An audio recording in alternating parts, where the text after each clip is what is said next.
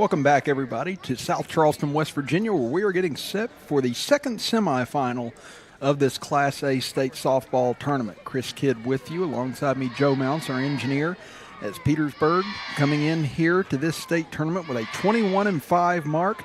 Wahama, the only undefeated team left in the state of West Virginia, at 24-0, as the White Falcons looking for their first state championship in school history, as is Petersburg. As you hear the big crowd from Wahama that has made the trip here from the border of the state over near Ohio, trying to root on their school for their first state championship, as they will be the designated visiting team.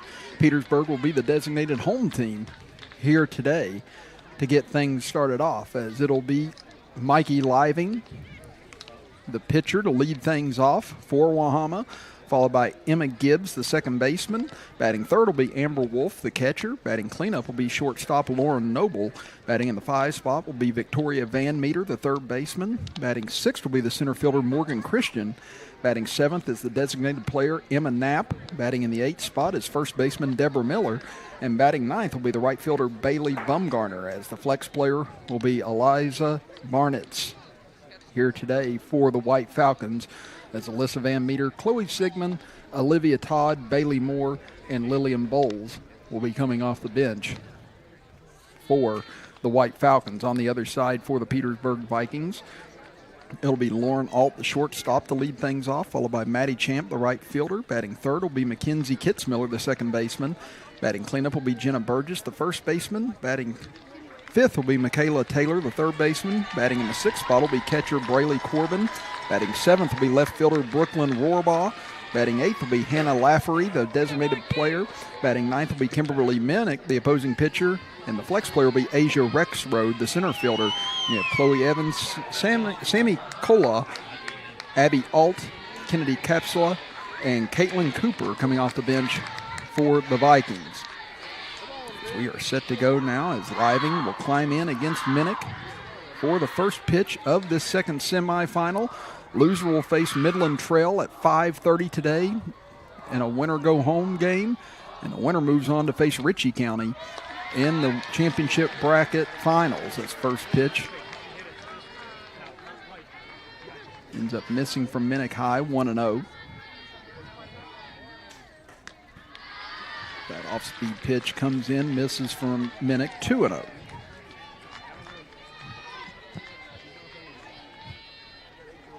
Again, Living has a .608 batting average on the season, along with 4 home runs, as that pitch misses outside, 3-0.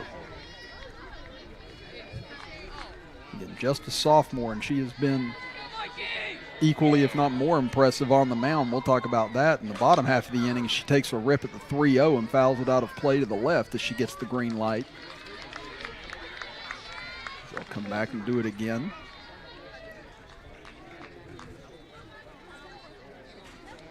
And this is the first state tournament appearance in school history for Wahama as well.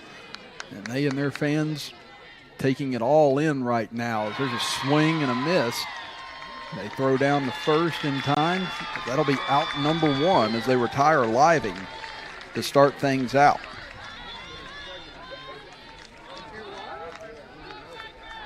Now the count was instead 2-2 a moment ago to Living. It's now Emma Gibbs will climb in, the second baseman. Gibbs batting .384 on the season. This Wahama club with 13 home runs as a team. This one slapped hard back up middle. Nice stop by Alt. Throws over to first. In time to Burgess for out number 2. You can hear the large Petersburg contingent that's here as well for this contest as you take a look at it on our Video Productions Instant Replay. Great job on 2 bounces by Alt in order to field that cleanly to get the speedy Gibbs over at first base, as Amber Wolf will now stand in. Wolf batting .481 on the season with 3 home runs. Takes a huge rip at the first one and fouls it off, 0-1. Wahama coached by Chris Noble, the head coach, who's 48-3 in his 3rd year as head coach. Coaches are Mike Wolf, Todd Kitchen for Wahama. On the other end, Bubba Hedrick, the head coach for Petersburg. So there's a swing and a miss. 0-2 now to Wolf. Hedrick in his 16th year has 329 wins as the head coach at Petersburg. His assistants are Doug Schwick, Estelle Sykes, Kayla Weiser, and Steve Whiteman. Now Minnick looking for a quick 1-2-3 inning. This one fouled off by Wolf. Count remains at 0-2.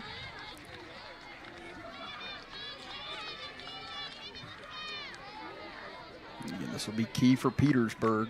Put up zeros and keep this close. This has been a Wahama team that has been extremely dominant throughout the entire season.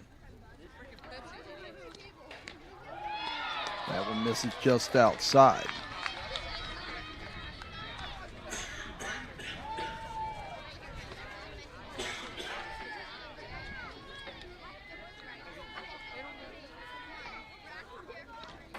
This one fouled off again by Wolf as she hangs in the count, still at 1-2. Again, this Wahama club, just to show how dominant they've been, have only been in 3 one-run games all year long. That off-speed pitch from Minnick misses outside, 2-2.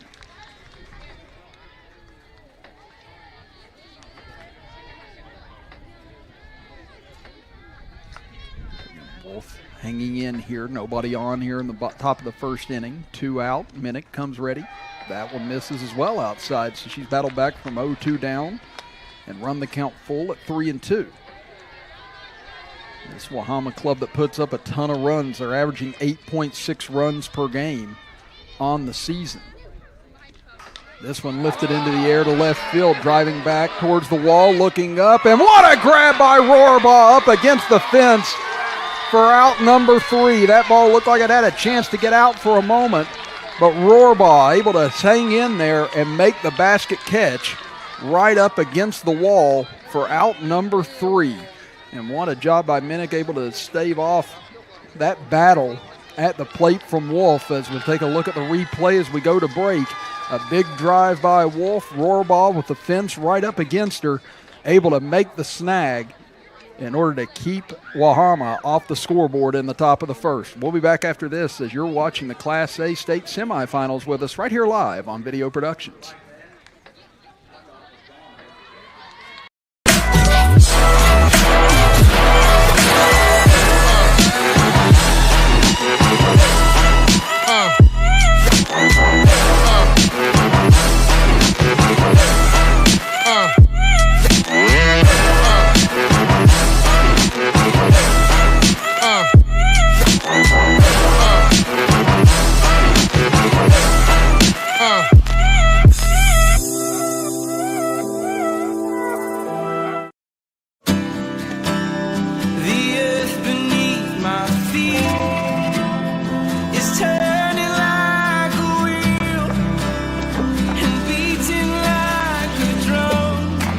First set of wheels didn't come with complications or strings or hassles.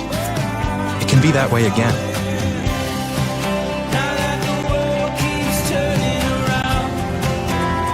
Tire Pros. Hassle-free, guaranteed.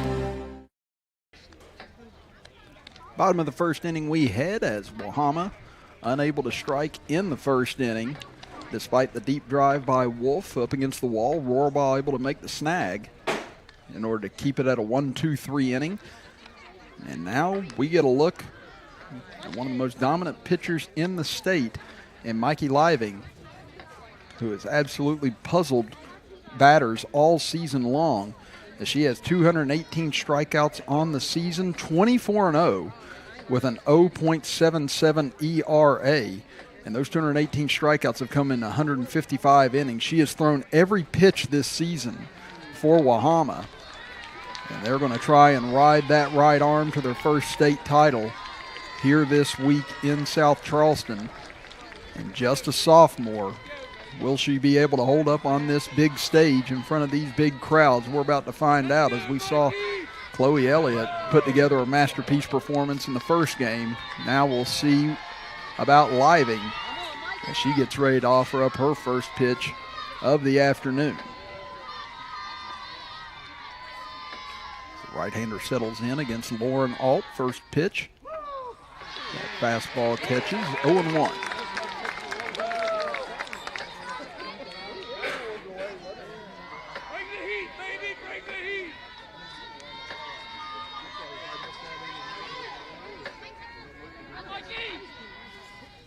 There's that quick fastball lifted towards first, and a nice grab by Miller as she comes in and makes the snag in foul territory for out number 1.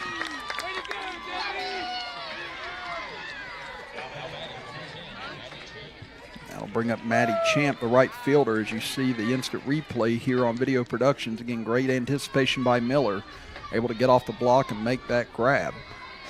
And in 24 games this year, Living has had 14 shutouts.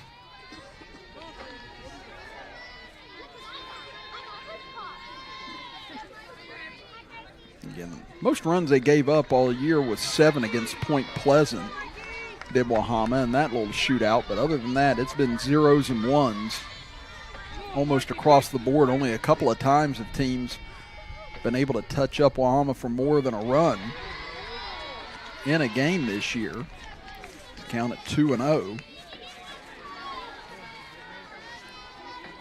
Again, only 5 times in 24 games did Wahama allow more than 1 run this season.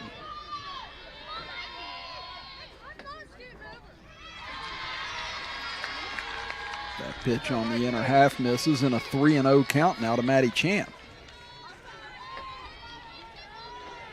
This is a Petersburg club as well that has come in here red hot. They've won 17 of their last 18 games. 2 of their losses came to AAA Region 2 champion Washington, so they've played a very difficult schedule in their own right. 3-0, green light for Champ, and she'll foul it out of play to the right, 3-1. Petersburg, who's dropped down to single A. They were the Class AA runner-up to Herbert Hoover in 2019. Under Bubba Hedrick. Now trying to see if they can get it done here in Class Single A. So here's the 3-1 pitch. Champ hammers it towards short, backing up on it is Noble. Long throw from the hole, over in time to Miller for out number 2. Great job playing that bounce that time by Noble. Took it on a couple of hops and was able to step into that throw in time for a quick second out. That'll bring up Mackenzie Kitzmiller, the second baseman. It's Petersburg getting here by defeating Clay Battelle in the regional finals, 4-1 and 8-0. While Wahama got here with a couple of really tough fights with Mann High School, defeating Mann 2-0 and then 11-4 in 10 innings. They scored 7 runs in that top of the 10th inning over in Mann in order to preserve that win and get back to the state tournament. Just a very difficult region on both ends. A lot of people felt like the Lady Hillbillies could have easily been here as well. It's count now 2-0.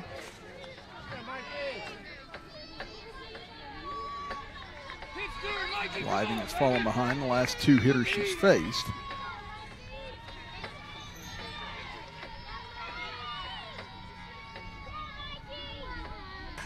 This one slapped out of play to the right. 2-1 now the count. Living trying to match the 1-2-3 inning put up by Minnick on the other side of things. We saw a 9-1, 8-run ruled game, shortened game in the first semifinal with Ritchie County defeating Midland Trail as that pitch gets away from Living, 3-1.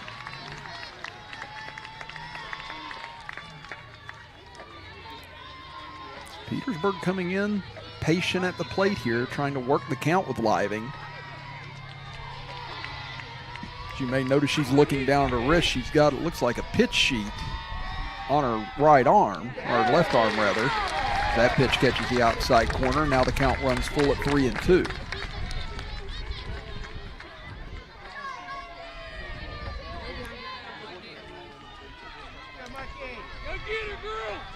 Here comes the payoff pitch for Living and Kitzmiller. Again, will the inning be over here, or will Kitzmiller have it continue on? Swing and a miss, strike 3, as Living quickly rips off the mask and heads back to the dugout as she retires. Petersburg in order in the bottom of the first inning. So zeros across the board to get things started. We head to the top of the second right after this as you're watching the Class A state semifinals with us right here on Video Productions.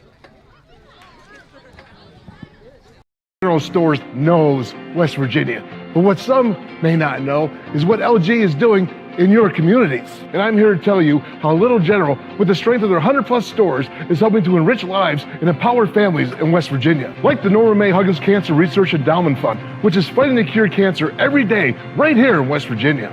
Locally owned and operated, LG has always been there and always will be.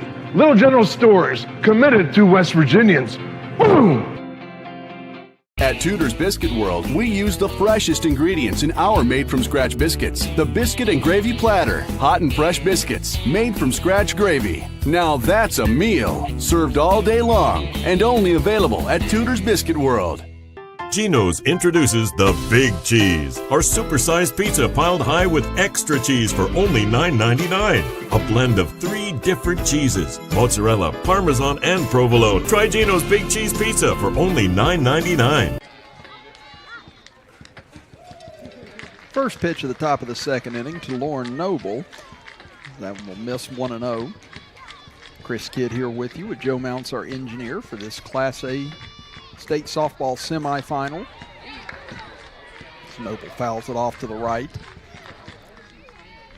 Again, we take a look here on our Video Productions instant replay. The strikeout that ended the bottom of the first inning, just straight gas from Mikey Living in order to record her first strikeout of the game. One for each pitcher, as Minnick was able to strike out Living to begin the game, then was able to induce a ground out and a fly out. There's a strike on the outside corner, 1-2. As we said, Minnick with a tall task on her shoulders, this lefty, trying to match Living pitch for pitch here. And, so far, so good for her. Here's the 1-2. Strike 3 on the outside corner. She freezes Noble, who is batting .475 on the season, and records her second strikeout of the game thus far. You see it here on our Video Productions instant replay. Just great location, great framing by Corbin as well on the outer half. And again, Noble, who made that nice play at short last inning, she's only had 1 error all season in the field as Lauren Noble. But this time Minnick able to get her on the punch out as Victoria Van Meter stands in.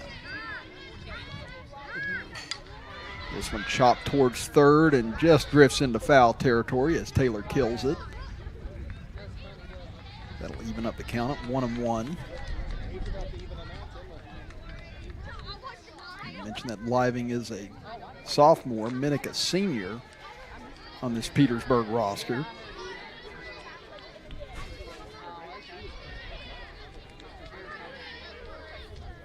There's a nice off-speed pitch, well out in front and missing is Van Meter, 1-2.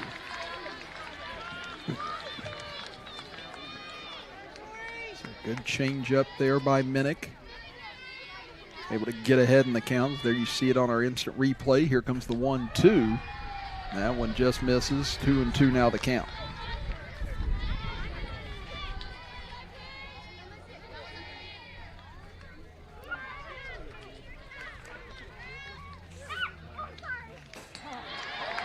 Chasing on that one was Van Meter, just got a piece of it back into the screen.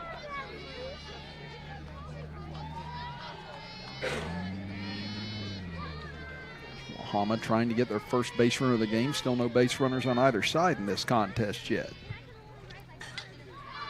Van Meter lifts it out of play to the right. Van Meter also a senior.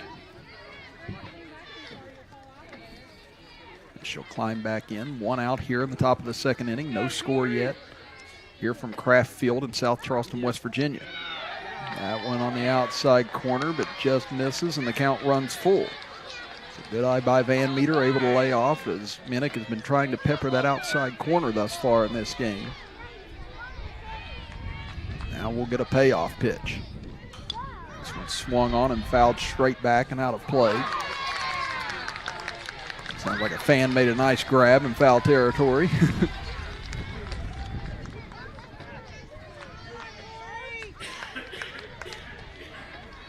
As we said, this is a very explosive Wahama offense coming in here today. And as we said, any run scored can be deadly on the other end. And there's a swing and a miss. She came back with a changeup again and was able to get Van Meter chasing for out number 2.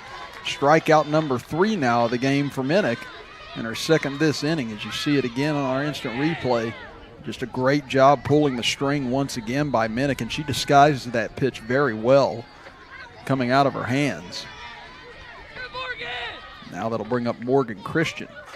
This one hit towards right field, and that one's going to fall in front of Champ for a 2-out single. So the first base hit of the game on either side comes with 2 out here in the top of the second inning. And that'll bring up Emma Knapp, the designated player.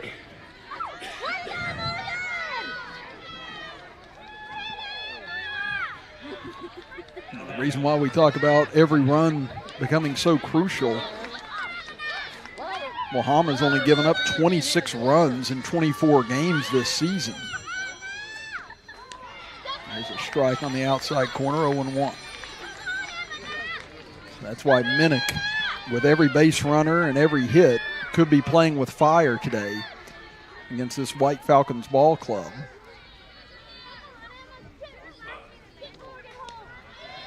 That fastball misses outside, 1-1.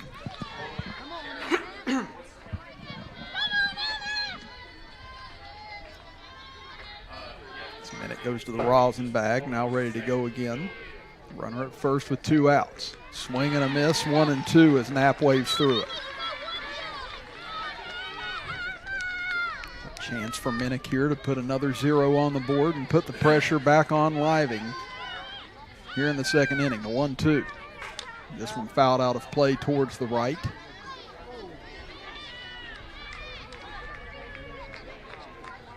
Thus far, both teams proving to be very difficult outs at the plate.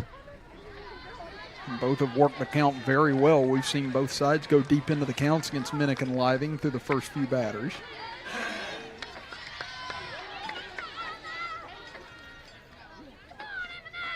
Another nice off-speed pitch by Minnick and a swing and a miss by Knapp as Minnick strikes out the side. She's got 4 total through 2 innings of work, and we have no score here in this second semifinal between Petersburg and Wahama. We'll be back after this break as you are watching the Class A state semifinals with us right here on Video Productions.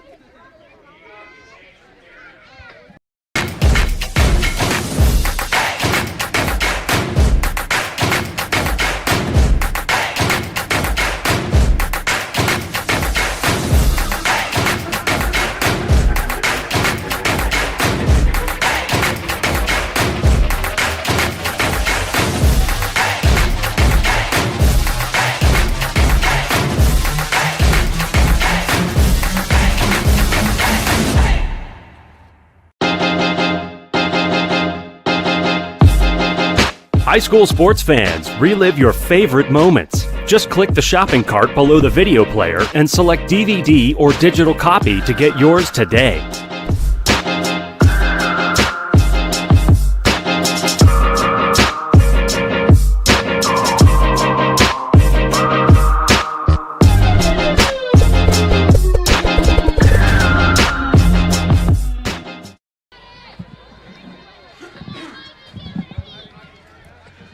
Bottom of the second inning we head as Wahama and Petersburg locked at 0-0. Chris Kidd with you, with Joe Mounts, our engineer, as Mikey Living goes back to work.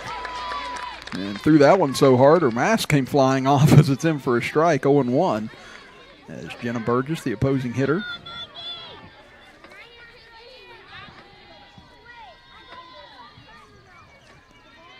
Living ready to go.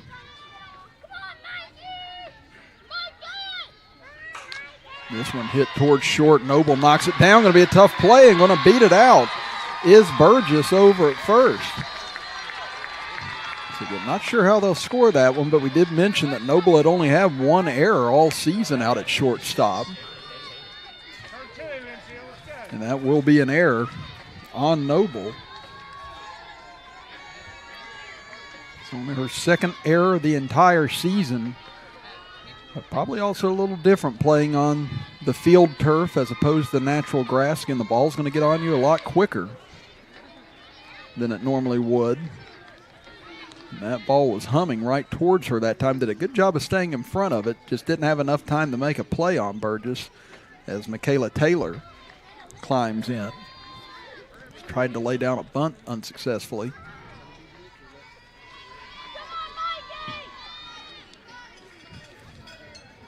Looks like she's going to try and square again. She does, and this time she does get it down. Nice bunt. Play from third, and it's dropped at first. They throw over to third, high throw, but able to snag it there as Van Meter did a nice job of getting over to the ball. Fired over to Miller, but unable to squeeze it, and now you've got runners at first and second and nobody out here in the bottom of the second inning. So 2 errors this inning now on Wahama has opened the door for Petersburg to try and strike first. And just to show you how serious Petersburg knows each run's going to be, again, Taylor, one of their prime hitters, and had her get up there and lay down a bunt. I wouldn't be surprised to see Braylee Corbin try and do the same right here.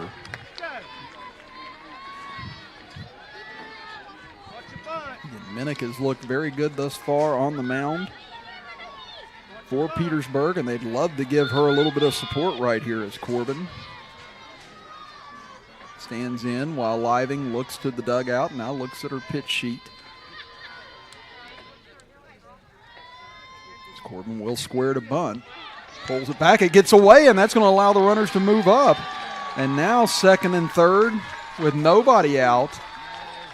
1-0 the count, and that opens up the door now for Corbin to swing away.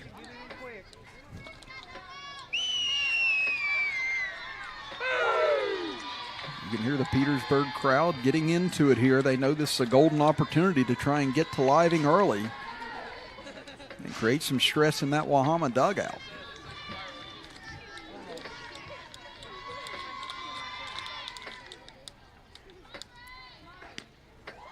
Fastball misses inside, 2-0. And Living's fallen behind in pitch counts to about half the batters thus far. Petersburg waiting her out, not trying to give her any easy outs. The infield playing in here. That one misses inside as well, and now 3-0.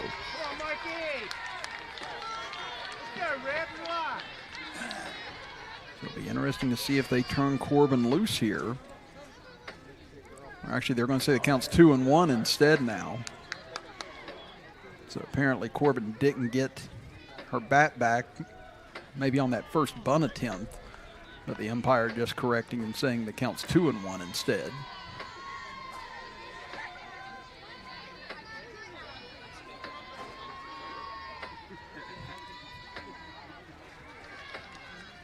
Now a little bit of a delay here as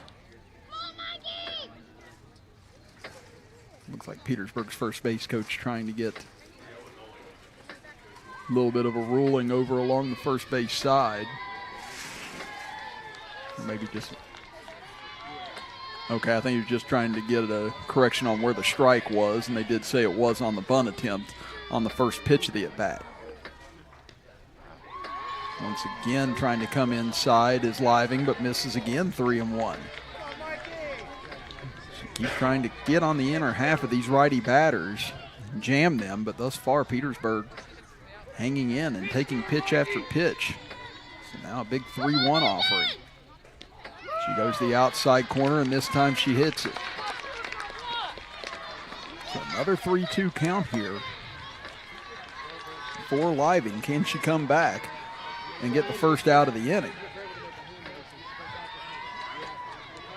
And she's still running through the signs right now as she takes a look at her sheet.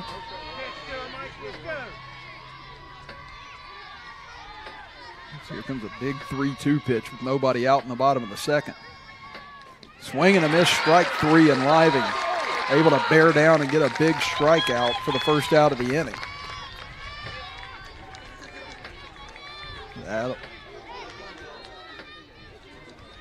That'll bring up Brooklyn Rohrbaugh, the left fielder. Second and third still with one away. It'll be interesting interesting if a ball's in play on the infield where Wahama will go with it. At the moment, it appears they're playing for the out at home if they get the opportunity. Once again, Living comes inside but misses 1-0. She's been having difficulty with her mask. Again, after she throws a pitch, it's been sometimes sideways on her face. One time it came flying off. She's trying to get that adjusted.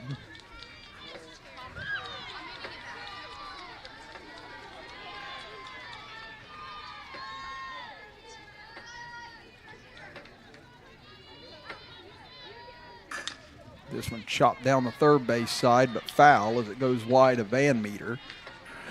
Count evens up at 1 ball and 1 strike, and we're here in the bottom of the second inning for the second semifinal of the Class A State Softball Tournament. Ritchie County defeating Midland Trail 9-1 in the first contest. Again, double elimination. So the loser of this game will face Midland Trail at 5:30 later on this afternoon. The winner will then play 30 minutes after that against Ritchie County. That pitch comes well inside and misses to Rohrbaugh. Now at 2-1.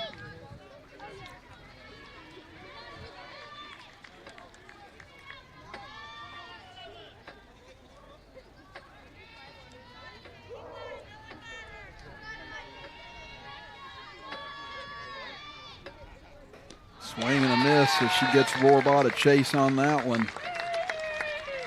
And Living trying to work a Houdini-act here in the bottom of the second inning and see if she can get out of second and third and nobody out. She got 1 strikeout. Can she get the second here? This one hit back up the middle. Nice stop by Living. She looks back to third, throws to third, gets off the glove of the third baseman. Now here comes the runner to the plate. The throw's not going to be in time. There will be no throw at all. And the third error of this inning has given Petersburg a 1-0 lead.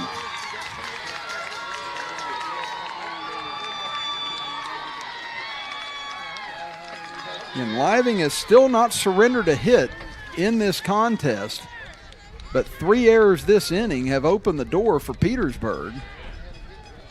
As you had an error at shortstop, an error on a throw to first, and now an error on a throw to third. As Living made a great stop and kept trying to look the runner back Burgess at third. Burgess was able to get back, looked like would have been safe either way with or without the throw. But instead it got off the glove of Van Meter. And they will actually say it's, well, actually no, it's just 1 run that's scored.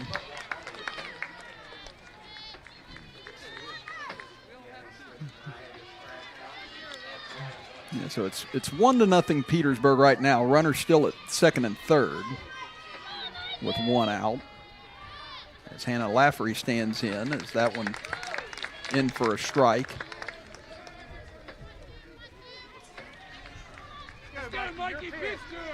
Still a big opportunity here for Petersburg. With a base hit, could extend this to a 3-0 lead. Living trying to keep this at a 1-run game. Goes with a rise ball and gets away almost, but a nice stop by Wolf. Count at 1-2. As Taylor stands at third, Rohrbaugh at second base.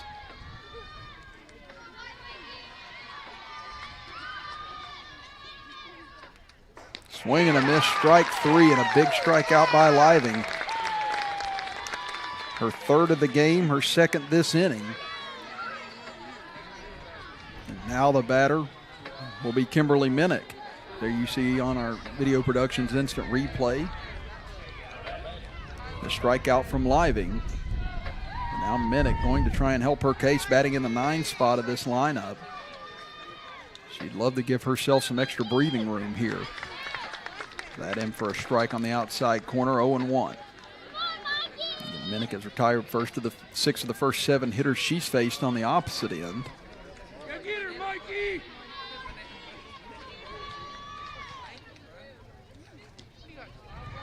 That one misses on the outside, 1-1. So we saw Living trying to come inside a lot early on this inning. Now she's starting to go to the outer half. Again, still struggling with her mask at the moment.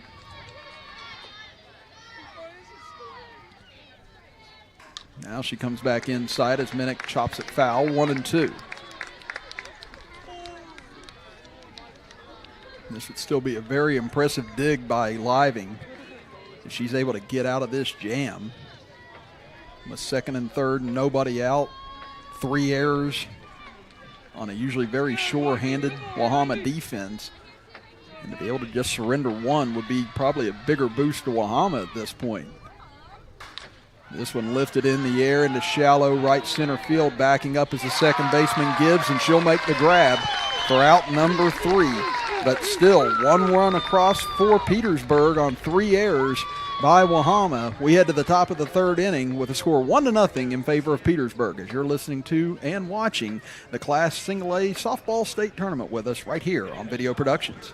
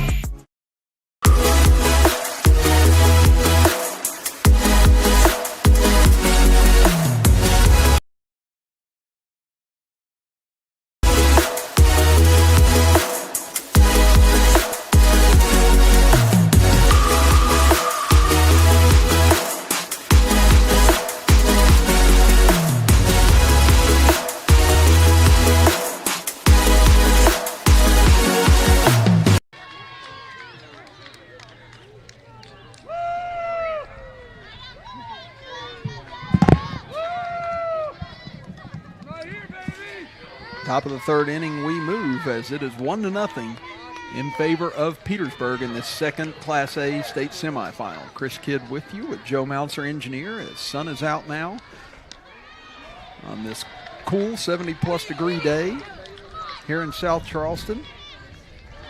As Minnick will go to work now against the 8, 9, and 1 hitters. It'll be Deborah Miller to lead things off. That pitch misses outside to Miller. Count even at 1-1.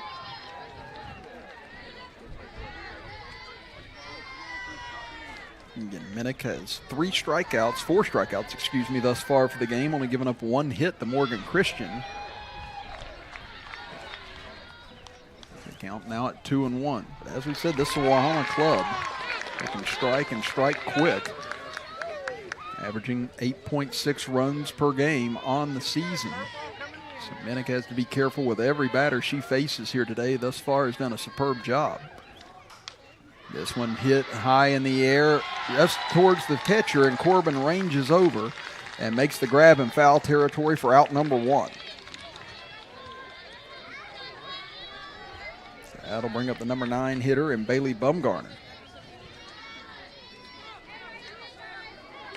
Again, Eliza Barnitz is the flex player playing left field. She will not be in the batting lineup, so this will round things out for the first time through, as squaring to bunt is Bumgarner, but ends up pulling back.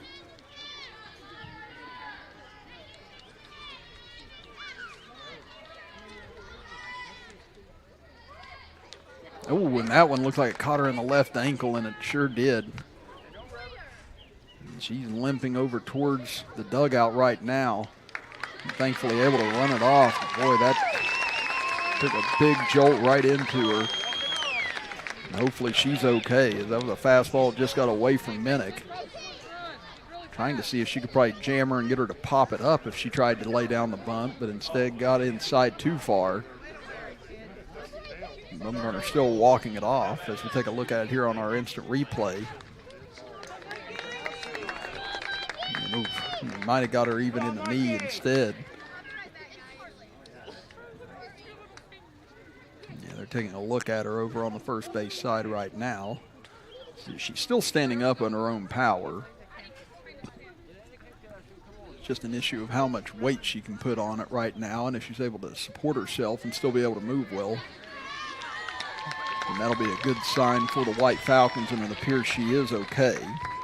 or at least as well as one can be after being hit in the knee with a fastball.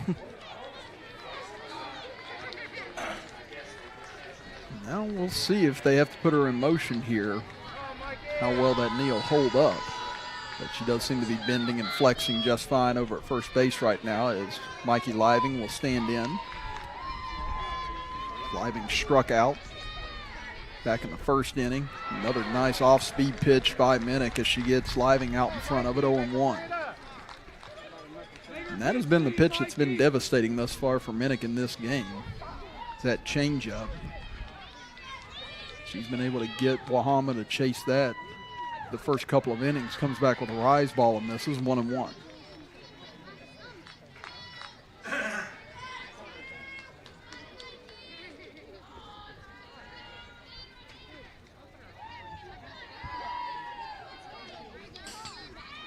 That one fouled off into the screen by Living. Count moves to 1-2 for the leadoff hitter. We said leads the team in batting average at .608, along with 4 home runs this year.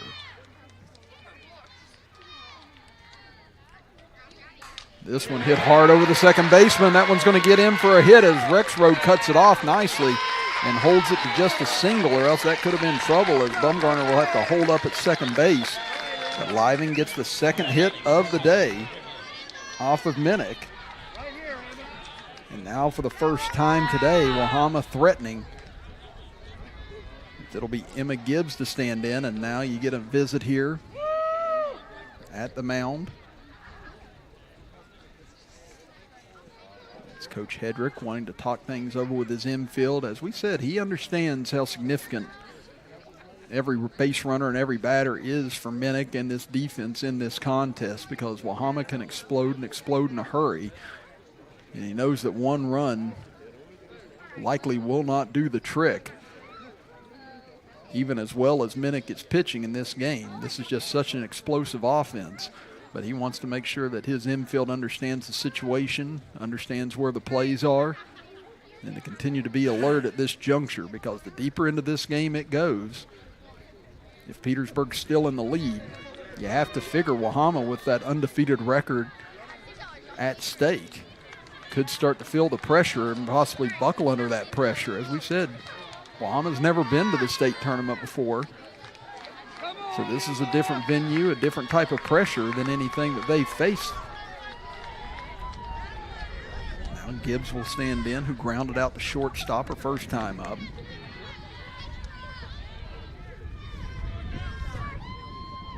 First pitch swung on and missed, 0-1.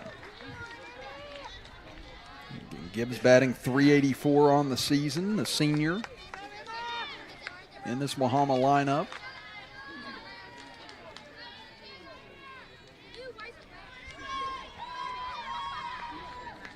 Minnick rocks and fires. Off-speed pitch. That one misses outside, 1-1.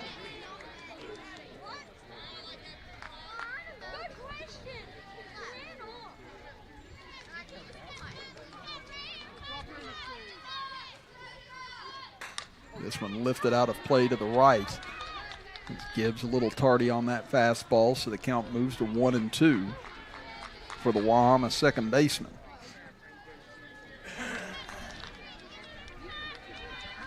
Minnick, we talk about crucial outs. This would be a big one here. Again, Gibbs the number 2 hitter in this lineup. She does not want to get to the heart of this order with still only 1 out and possibly bases full of White Falcons. This one hit into shallow center, sinking fast, it'll fall. Center fielder picks it up, thought about a play at second, but didn't have one. A great job hustling over there by Living on that. And getting over to third is Bumgarner, as the bases are now loaded with 1 out here on the top of the third inning. That'll bring up Amber Wolf, who flew out to deep left center field her first time up when Rohrbaugh made that spectacular grab. Now can Minnick work her way out of a jam? First pitch misses, 1-0.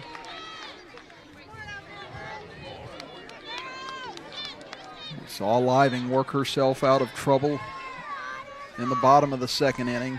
Now can Minnick duplicate that here. Right now she finds herself down 2-0 in the count. Could this be the inning where Wahama breaks through and shows that potency they've had all season long on offense? This one hit into right field, sinking fast. What a grab by Champ. Throws back to first, not in time. As they look back to third and second, just able to get back was Gibbs in time. That was a bang-bang play over at first. And Gibbs just beat the throw, but what a catch by Champ as that ball was sinking in a hurry. And she's able to make the shoestring grab for out number 2. There you see Alertly threw back into first base, and that was very close over at first.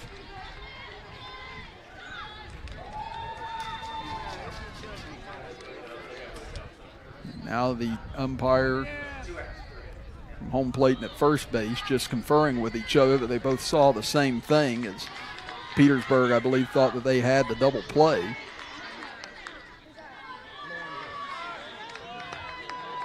And nevertheless, a crucial out right there, as that could have been 2 runs score, possibly 3 runs if that ball would have gotten by Champ. She elected to gamble and come in and try and make the grab, and she was able to succeed.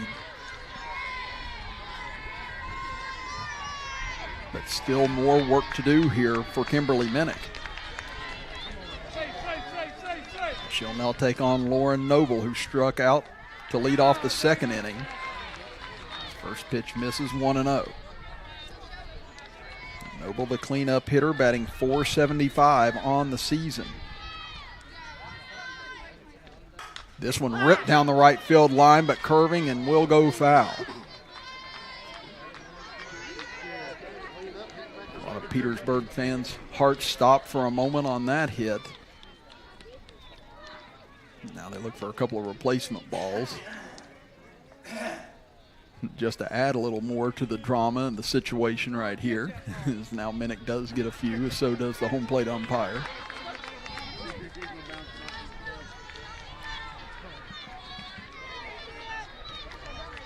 Now Noble climbs back in. Bases loaded, a 1-0 lead for Petersburg here in the top of the third inning.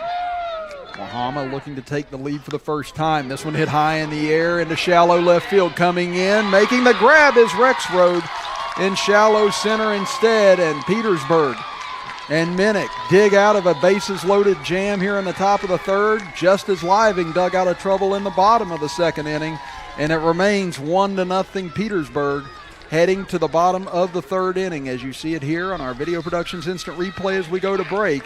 Another great play out in the outfield as Rexroad able to get the jump on it and make the snag to leave the bases juiced. We'll be back after this 60-second break as you're watching the Class Single A State Softball Championships with us right here on Video Productions.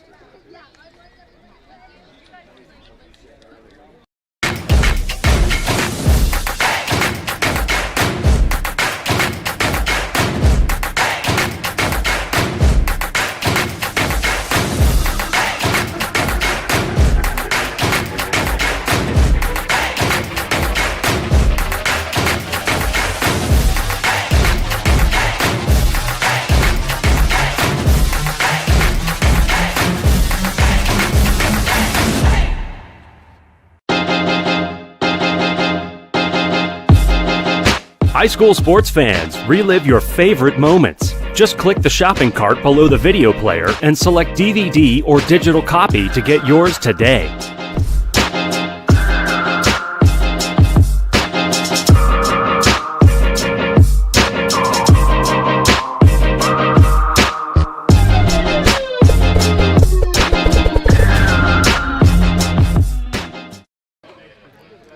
Bottom of the third inning with Petersburg leading Wahama 1-0. Chris Kidd here with you. Joe Mounts, our engineer.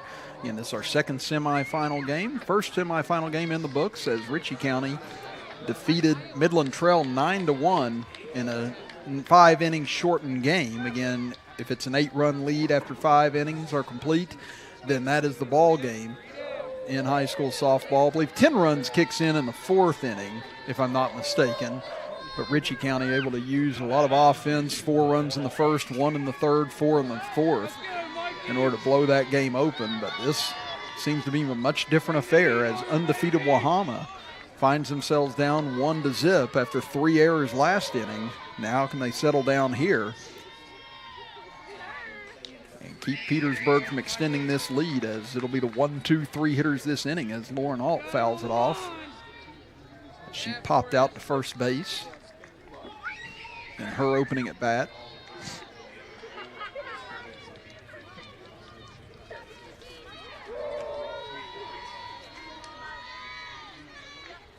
Living rocks and fires. That one misses outside, 1-1.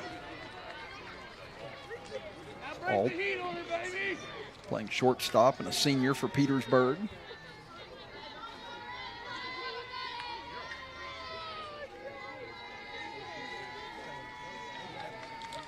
This one ripped back up the middle into center field, and that'll fall for the first hit of the game for the Vikings. You hear the Vikings contingent really getting into this now that they see that their girls have a fighting chance against this undefeated Wahama club. And now looking to apply more pressure as Maddie Champ will stand in. Champ also a senior on this roster. As faking to go down to second base was all. The quick throw down by Wolf, able to hold her there. Count 1-0. Champ grounded out to shortstop her first time up.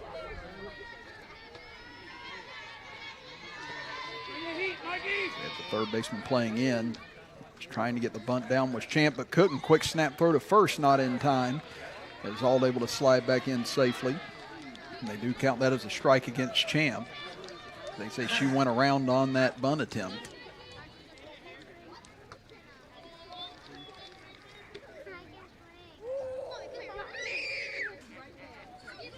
Fan meter now creeping over towards the mound.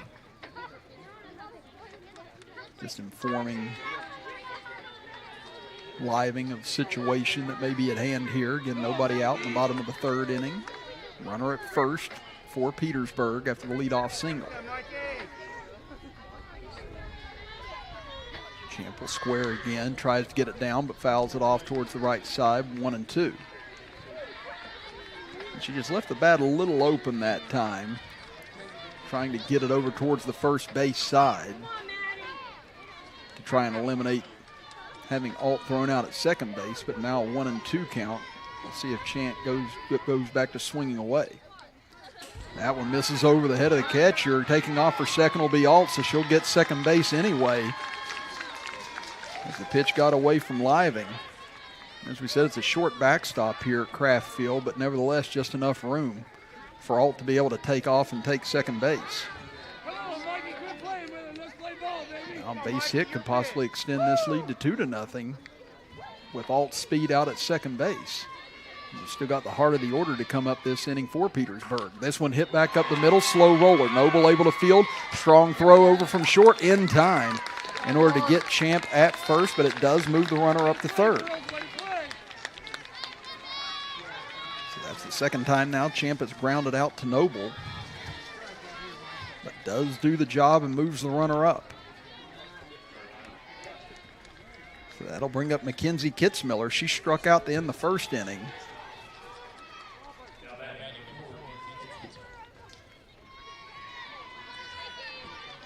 Now it appears the infield playing a little bit further back, so maybe a ground ball to short or second could possibly concede the run to Alt, but we'll see if they adjust as Living gets ready to offer her first pitch.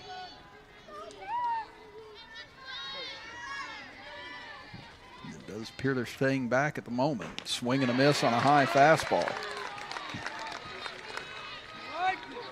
Living just reared back and came right at her. And Kitzmiller went fishing after it.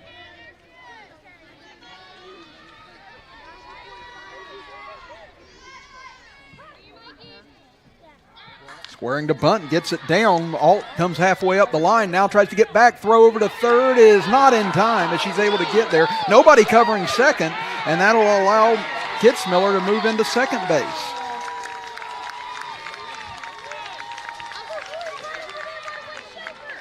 Now an even worse situation appears for Wahama out of that. And we saw a similar situation last inning where they tried to chase the runner back to third base. The throw got away and allowed a run to score. This time, it allows the second runner to move into scoring position. And now you've got the cleanup hitter, Jenna Burgess, standing in. She reached on an error back in the first inning and would later score the lone run of this game. This one hit hard back up the middle. Nice stop by Noble. A run will score and everyone will be safe. And Noble did a great job of keeping that on the infield and perhaps preventing 2 runs from scoring that time, but just had no play on Burgess, who was booking it up the line.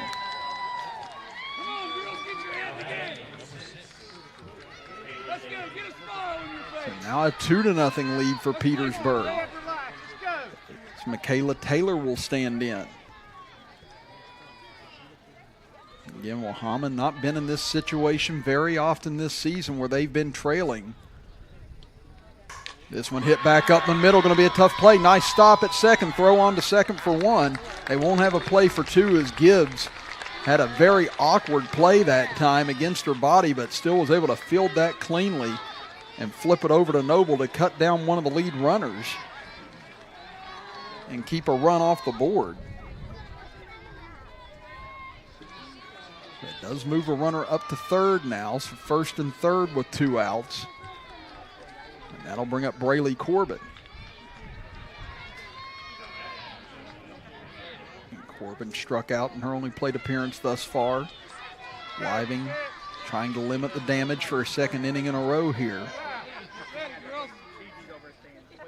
Swing and a miss is taking off her second. No throw down. It's Petersburg forcing the issue there, but Wahama not wanting to risk a throw down and perhaps a double steal. Living will just contend with trying to get Corbin at the plate.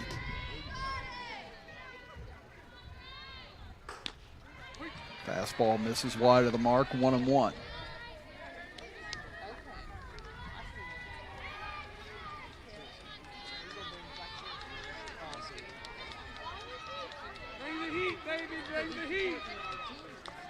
Living taking her time here, trying to get her bearings, realizing how important every pitch is at the moment. Swing and a miss as she gets Corbin to chase, 1-2.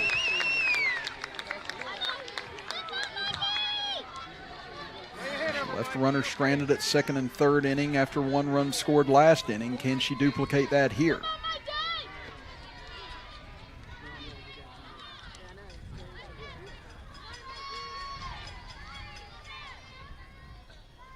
Comes with an off-speed pitch, but misses low, 2-2. And we've seen Minnick come with that pitch quite often here today with a lot of success, as Living tried to do the same that time. Now the count at 2 balls and 2 strikes. This one ripped down the left side, but foul. Corbin jumped all over that fastball, but just turned on it too much, or else that would have been 2 more runs for Petersburg. As we said, with how fast Wahama can put up runs, you know that Coach Hedrick would absolutely love to try and get one, if not both of these base runners in this inning and give Minnick some more breathing room. There we go. Strike 3 on the outside corner. She freezes Corbin for the 3rd out of the inning, and Living does a tremendous job working her way out of trouble once again. But another run does score for Petersburg as they will take a 2-0 lead into the top of the 4th inning. As we go to break, seeing that freeze frame from Wolf on the pitch from Living, as you are watching the Class Single A State Softball Championships with us right here live on Video Productions. General Stores knows West Virginia, but what some may not know is what LG is doing in your communities. And I'm here to tell you how Little General, with the strength of their 100+ stores, is helping to enrich lives and empower families in West Virginia. Like the Norma May Huggins Cancer Research Endowment Fund, which is fighting to cure cancer every day right here in West Virginia. Locally owned and operated, LG has always been there and always will be. Little General Stores, committed to West Virginians. Boom! At Tudor's Biscuit World, we use the freshest ingredients in our made-from-scratch biscuits. The Biscuit and Gravy Platter. Hot and fresh biscuits, made from scratch gravy. Now that's a meal. Served all day long and only available at Tudor's Biscuit World. Geno's introduces the Big Cheese, our supersized pizza piled high with extra cheese for only $9.99. A blend of 3 different cheeses, mozzarella, parmesan, and provolone. Try Geno's Big Cheese Pizza for only $9.99. Top of the 4th inning with Wahama trailing Petersburg 2-0 here in this second Class Single A semifinal. Chris Kidd here with you with Joe Mounts, our engineer. As it'll be Kimberly Minnick back on the bump, trying to keep Wahama off the scoreboard for the 4th time as she was able to get her way out of a bases-loaded jam last inning. And then picked up another run of support in the bottom of the 3rd inning. Now can she continue to apply the pressure here this inning as she'll deal with the 5, 6, and 7 hitters in this Wahama lineup. It'll be Victoria Van Meter to start things off. First pitch from the lefty, fouled off to the right, 0-1.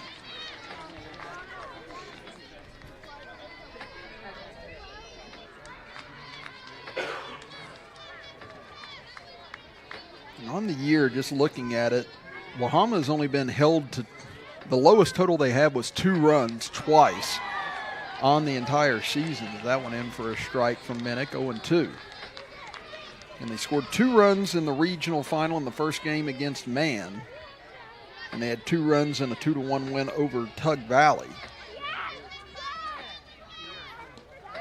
This is outside from Minnick, 1-2.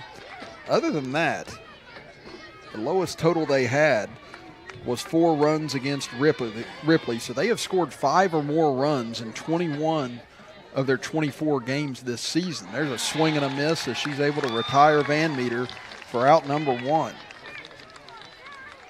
And again, the numbers are just staggering whenever you look at the Wahama offense, but thus far today, Kimberly Minnick has had the tonic and the recipe to keep them off the board. Now she'll deal with Morgan Christian, who singled to right field off of her in the first time they faced off. That'll miss for ball 1.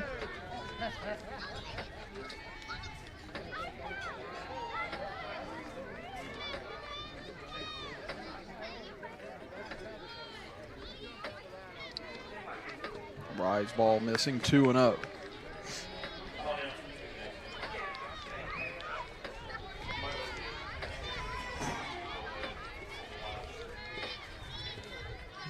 Minnick with 5 strikeouts thus far here on the afternoon, has fallen behind 2-0, but picks up a strike there. She's able to freeze Christian, 2-1. Now Minnick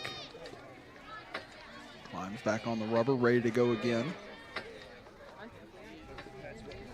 This one hit down between third and short, and that'll get through as Alt was playing back up the middle instead of in her normal spot that time, and able to fit it right into that territory was Christian for her 2nd hit of the game. Now could that be what gets Wahama moving here? As it'll bring up Emma Knapp. She struck out to end the 2nd inning.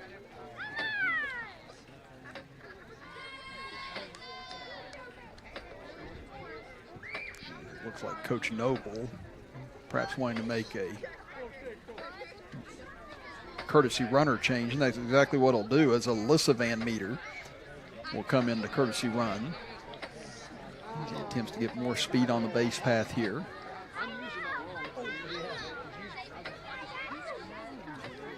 Now Knapp will go back towards the dugout as she'll get some instructions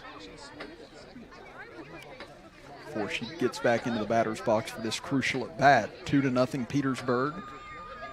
Top of the 4th inning. 1 out and a runner at first, as the winner will move into the finals of the winners bracket to face Ritchie County later tonight at approximately 7:30, between 7:30 and 8 range. Now Minnick talking with her shortstop and second baseman. Looks like home plate umpire as well getting a breather in during this little break, as I think we're ready to go back to action now.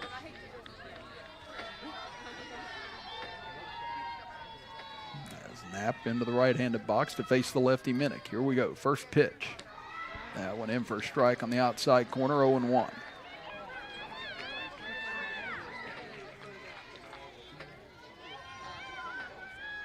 Four hits for Wahama in this game, but it is yet to produce a run. Squaring to bunt is Knapp, gets a good one down. Minnick fields, tough throw, but able to find the angle for Burgess to step out and make the catch for out number 2. And again, that's a tough play for a lefty. She had a better throwing angle than a righty would be after that, but just fielding that and getting turned was a little more difficult than she would have probably liked, but made a perfect throw to Burgess that time in order to get Knapp. That does move Alyssa Van Meter over to second base. And a chance here for Deborah Miller to put the first run on the board for Wahama with a hit. She hits one into shallow right, backing up, tough play, and a basket catch for Kitzmiller as she gets towards the foul line. And once again, Kimberly Minnick puts a 0 on the board as they go back to the dugout, and they hold a 2-0 lead as we go to the bottom of the 4th inning. As you see the great play once again by Kitzmiller, backing that up along the first base side. And Wahama 9 outs away from upsetting undefeated Wahama here in this second semifinal. You're watching the Class Single A state semis with us right here live on Video Productions.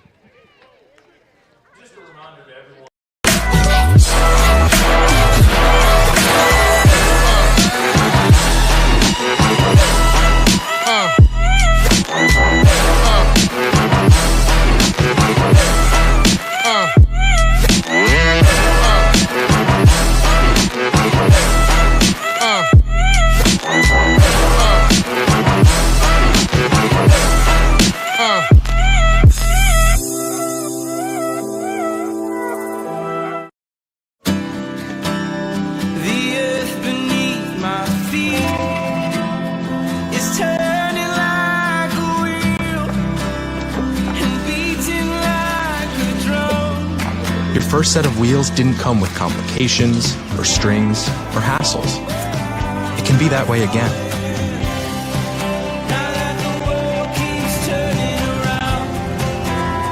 Tire Pros. Hassle-free, guaranteed.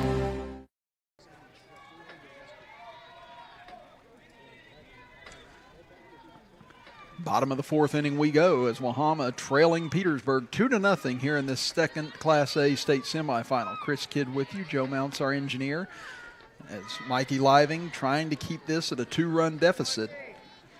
That pitch misses inside, 1-0. I'll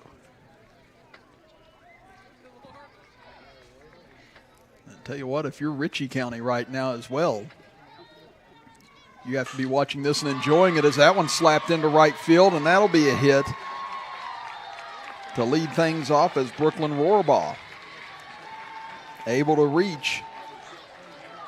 And once again, Petersburg looking to apply pressure on Mikey Living. As the only easy inning she had was the bottom of the 1st inning when she had a 1-2-3. Other than that, it has been a fight in each inning to try and keep Petersburg off the board. That'll now bring up Hannah Laffery. Now it looks like we're going to have a courtesy runner coming in. So it'll be Caitlin Cooper who will run in place of Rohrbaugh.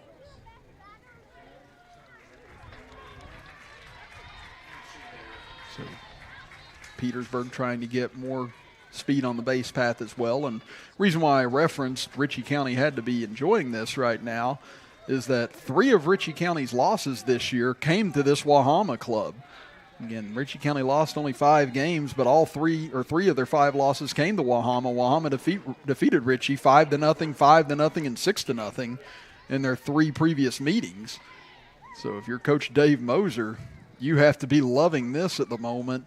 Not to say that he feels as if he would beat Petersburg handily by any stretch of the imagination, but you get beat 3 times by one club. It's definitely in the back of your mind whenever you go into that contest. And I'd say right now, if you're any team in this Class AA field, you have to be enjoying what you're seeing. Again, you got to lose twice to be eliminated. So this would only be one for either one of these clubs. But it would definitely make the task seem a lot more manageable with one loss already in their back pocket, as Lafferty had that ball hit her on the ricochet. But I think it got the bat first. Let's see. And again, she turned around. She did square up the bunt, but I don't know if it got a piece of the bat first or not. It definitely hit her.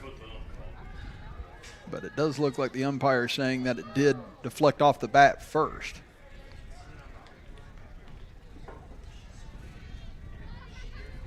Yeah, so right there, we looked at it a little bit on our initial replay, and it looked like she kind of went forward with a little slap at it. Let's take a look here. And yeah, right there, again, it does look like it ricocheted off of something into her thigh or her knee.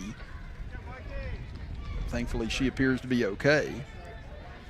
As Lafferty struck out in her only plate appearance thus far today.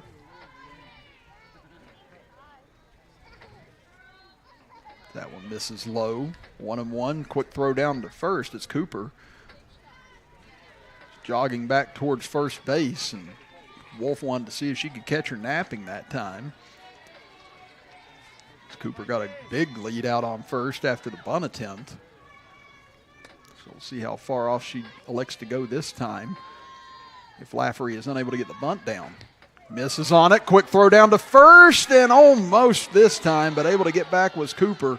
And boy, Cooper gambling big time, trying to get up that first base line.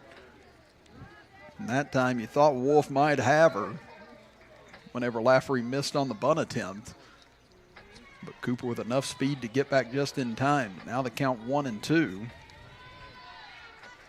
Is Living looking for the first out of the bottom of the 4th inning. Runner goes, throw down to second is not in time, as Wolf had a great throw. Really about the only place where she would have had a chance after that jump from Cooper, as it was right on the helmet when Noble caught it. But Cooper was able to get in safely. As you see it here on our instant replay again, perfect throw there, because Noble didn't have time to catch and then apply a tag. She just had to get it right on her, and she did. But Cooper had beaten it out by that point.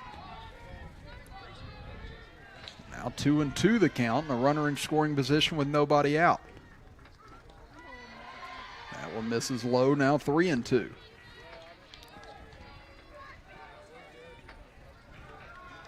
Again, this is the 3rd straight inning now. Living having to pitch around runners in scoring position. She was able to limit it to just 1 run in the 2nd, 1 run in the 3rd. But the way that Minnick's been dealing, Wahama can ill afford to see this lead grow any further. Swing and a miss, strike 3, as she's able to retire Lafferty for the first out of the inning.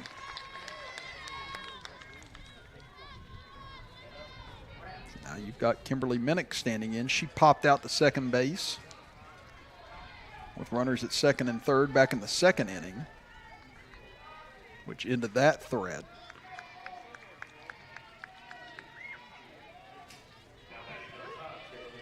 She would love to give herself some more breathing room right now with a base hit. There's that fastball in for a strike, 0-1.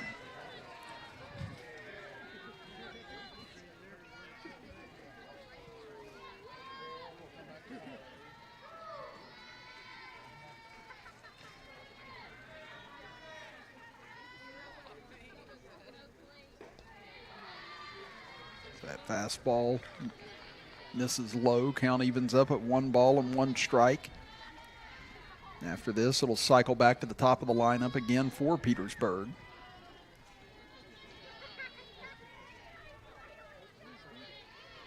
It's a big at bat for both ball clubs. Here's the 1-1. This one hit hard down the right field line, just foul. Minnick put a nice slice on that one, but just hooked foul after it got by Miller. or else we're looking at a 3-0 ball game at this point.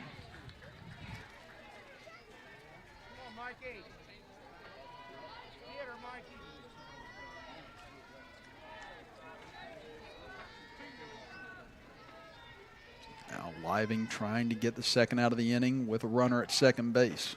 Goes with a rise ball and misses 2-2.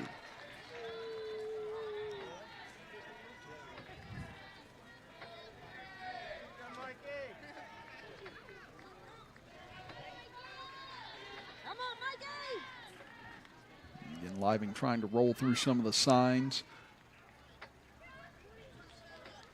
She continues to check her call sheet.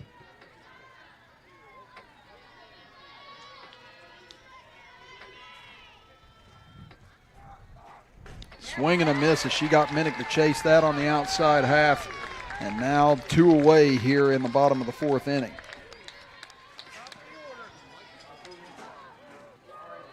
That'll bring things back to the top of the order with Lauren Alt. She's 1 for 2 today. She popped out to first base and then singled to center fielder last time up to lead off that 3rd inning where they ended up scoring their 2nd run.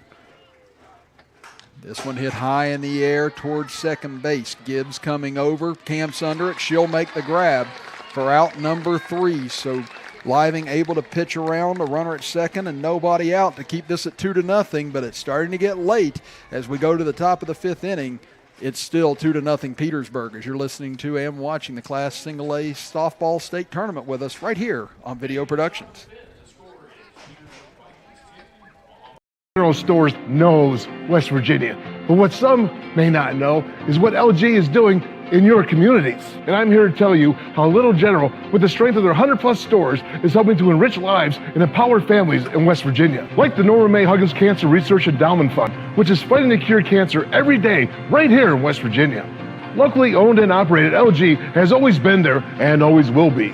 Little General Stores, committed to West Virginians. Boom! At Tudor's Biscuit World, we use the freshest ingredients in our made-from-scratch biscuits. The Biscuit and Gravy Platter. Hot and fresh biscuits, made from scratch gravy. Now that's a meal. Served all day long and only available at Tudor's Biscuit World. Geno's introduces the Big Cheese, our supersized pizza piled high with extra cheese for only $9.99. A blend of 3 different cheeses, mozzarella, parmesan, and provolone. Try Geno's Big Cheese Pizza for only $9.99. That's weird. 2-0 in favor of Petersburg as first pitch swinging, throw down to first in time for out number 1 as they end up retiring the speedy Bailey Bumgarner to get things going here in the top of the 5th. Chris Kidd with you, Joe Mounts, our engineer.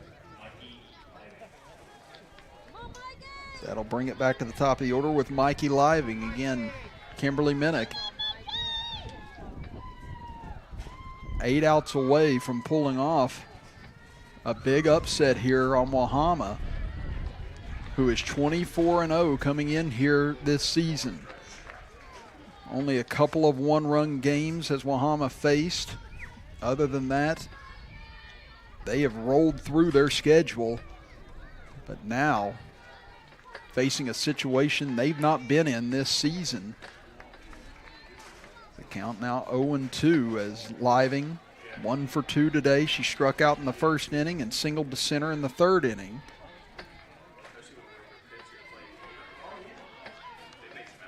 Minnick continues to be patient on the mound as she has kept her concentration and kept her focus, working out of a bases-loaded jam. That pitch misses high, 1-2. She worked her way out of that in the 2nd inning. Or excuse me, the 3rd inning. Comes back with that changeup and just misses. She thought she had strike 3 as you saw her buckle her own knees that time, waiting on the call that didn't come. And now has to deal with Living once again. Again, Living batting .608 on this season. And this one ripped into right center field, ranging over. What a catch by Rexroad! She snow-coned it in the top of her glove and was able to hang on, or else it was going to be a sure double for Living. And this defense for Petersburg just continues to play flawless today. As you see it again on our instant replay, that ball was rocketed by Living, and Rexroad was able to get over and reach up and catch that with the top of her glove to bring the total now to 7 outs that Petersburg needs. That in for strike one to Emma Gibbs. And Gibbs is 1 for 2 today. Grounded out to shortstop, single to center field. Off-speed pitch swung on and missed as Minnick in a groove right now.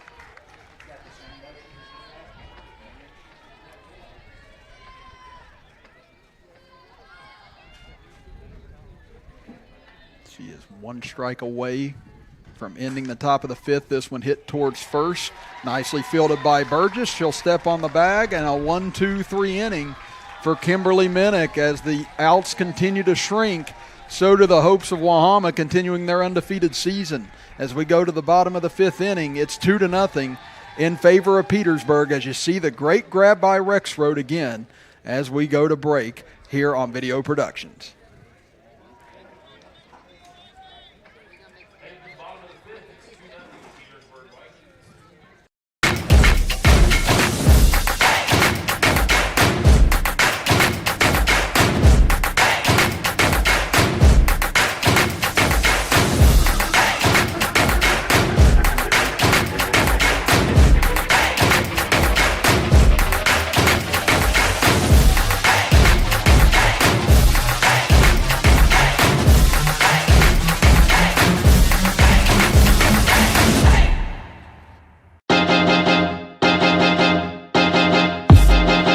High school sports fans, relive your favorite moments. Just click the shopping cart below the video player and select DVD or digital copy to get yours today.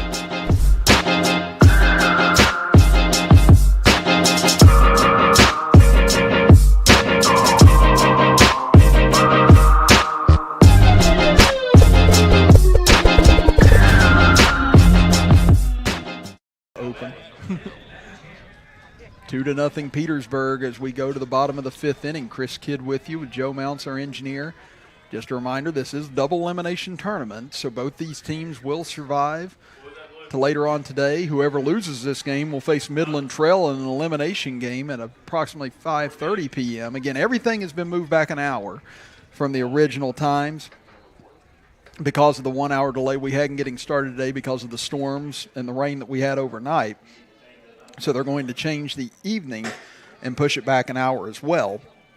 So instead of the first game starting at 4:30 this evening, or this afternoon, it'll be at 5:30 this afternoon. So that'll be between Midland Trail and the loser of this game. The winner of this game will face Ritchie County in the winner's bracket final to see who will end up in the state championship on Wednesday at 2 p.m.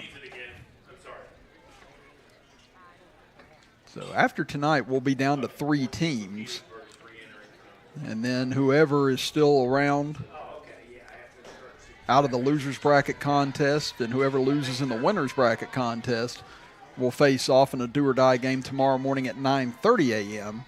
to see who advances to the finals. And whoever comes out of the loser's bracket will have to win twice in order to claim a state championship. Living's first pitch to Maddie Champ misses, 1-0. And Champ has grounded out twice, both times to Noble at shortstop.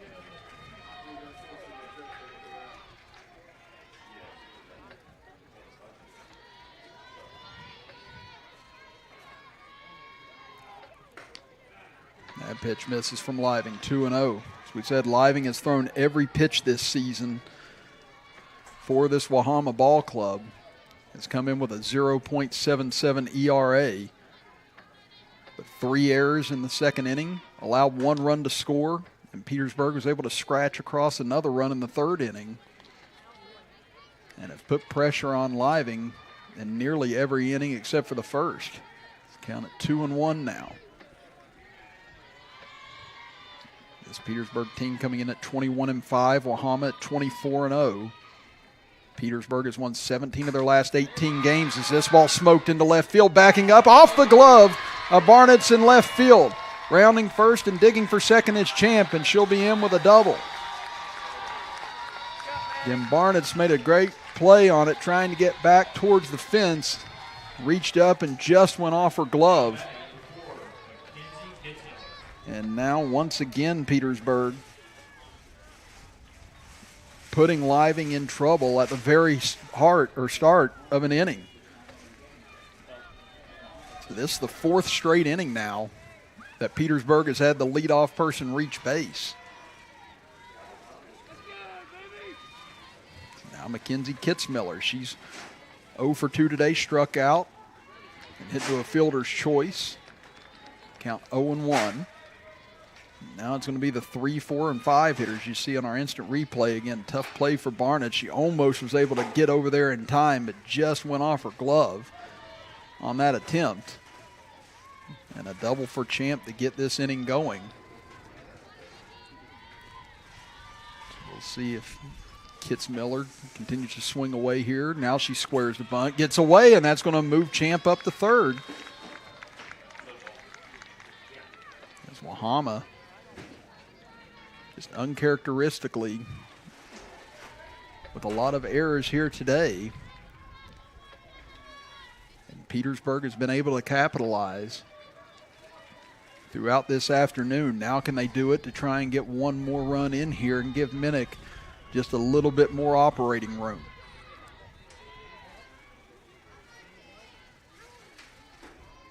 Swing and a miss as going through that was Kitzmiller, 1-2.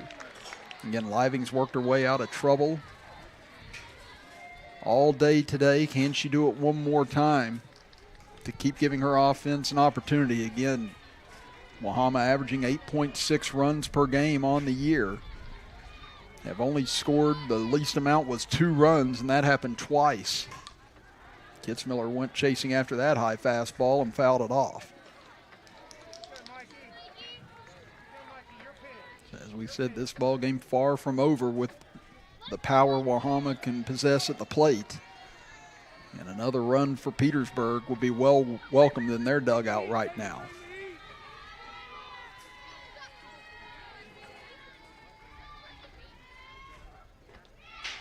That one misses low and got away. Again, Wolf able to corral it back in time. Count moves to 2-2. So still nobody out here in the bottom of the 5th inning.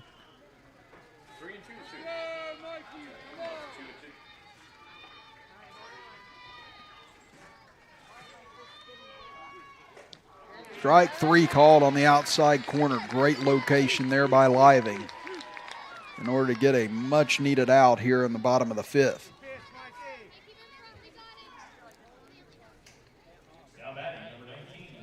That is now the 7th strikeout on the afternoon for Living.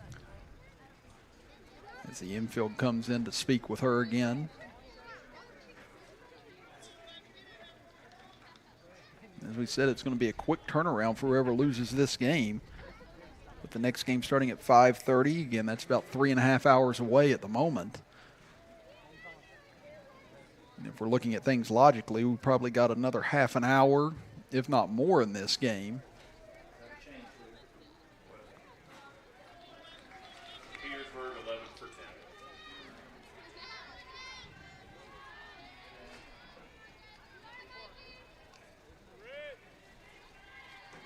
So now they do end up, this Petersburg bringing in Kennedy Capacey in order to run over at third base for Maddie Champ. That was the change that was taking place. So now Jenna Burgess stands in. She reached on air in the 2nd inning and had an RBI single in the 3rd inning as that pitch got away from Living, but able to be snagged by Wolf, 1-0.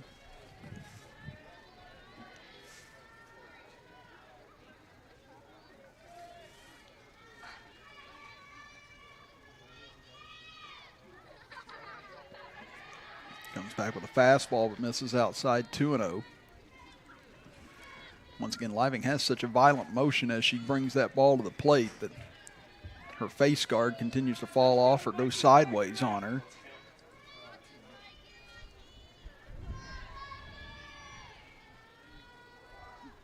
Burgess hits this one down third base line, but just foul. Again, another by the hair of their teeth foul ball that time from Petersburg. That nearly elicited another run.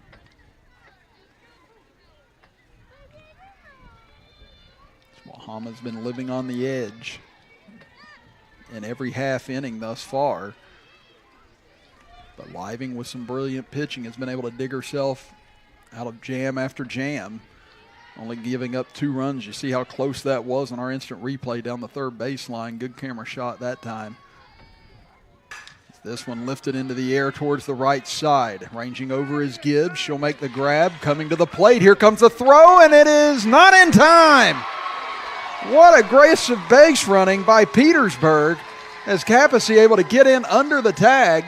I don't know if Gibbs thought she was going to run on that or not, but she took off immediately. And now, wait a minute. Okay, they say that she left early at third base. So that is the eruption you see from Wahama, as that will eliminate that run as they checked over to third to see. And here, let's take a look at it. We'll see if we can get a look. It looks like it'll just be out of our shot. But right there you see the catch, and yeah, you can see that she was already about a third of the way down the line by the time the throw was released by Gibbs. And so the runner took off early, and that will wipe that run off the board. And Living once again able to pitch her way out of trouble, but now can Wahama find some strength in their bats as they trail it 2-0 going to the top of the 6th inning. We'll be back after this as you're watching the Class AA Single A State Semifinals right here on Video Productions.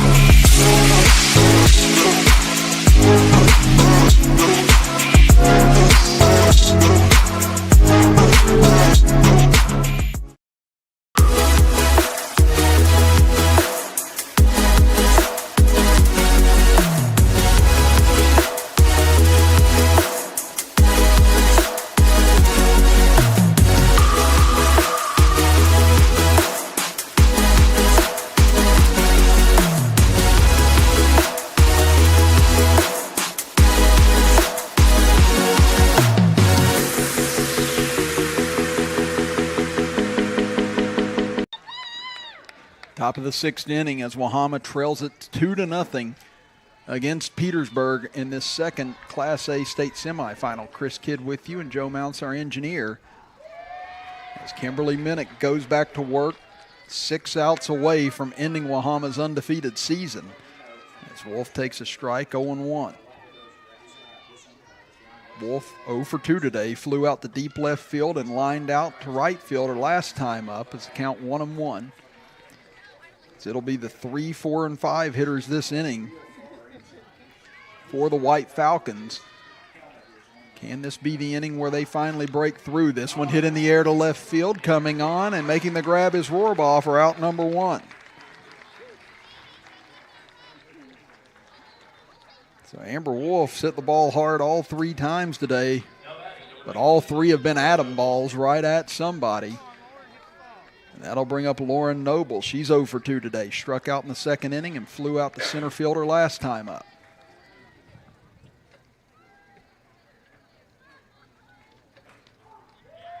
She'll take a strike on the outside corner, 0-1, and Minnick just continues to get stronger and stronger as the game moves along here. As you can sense her confidence level through the roof right now, especially with the way her defense is played behind her.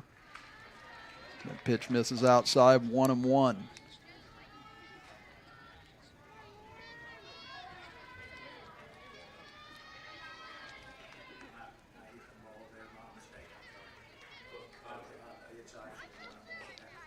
There's a swing and a foul tip, looked like by Noble. Count it 2-2. Again, these Wahama bats just have not been able to get going today, in large part because of the work Minnick has done. Only 4 hits for them, 1 and 2. This one hit hard between first and second, nicely fielded by Kitzmiller. Underhand throw to Burgess in time for out number 2.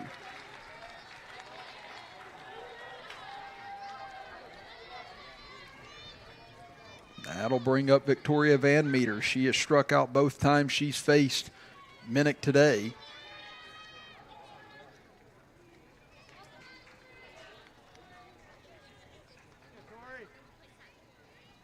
There's 5 strikeouts total for Minnick on the afternoon. Misses high, 1-0.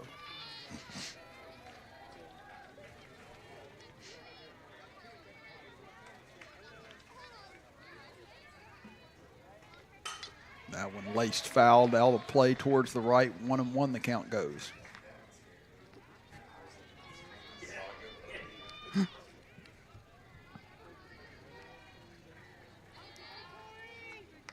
you can hear the silence from the Wahama side right now. They've not been in this spot all year long. This one, though, is going to be hit into right center field, and that one's going to fall.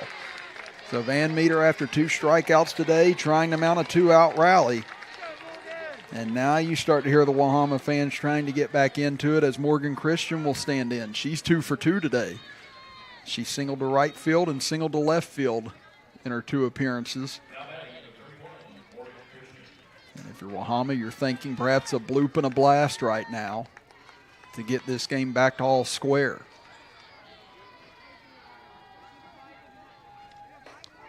And Minnick comes right back with a fastball on the outer half, 0-1.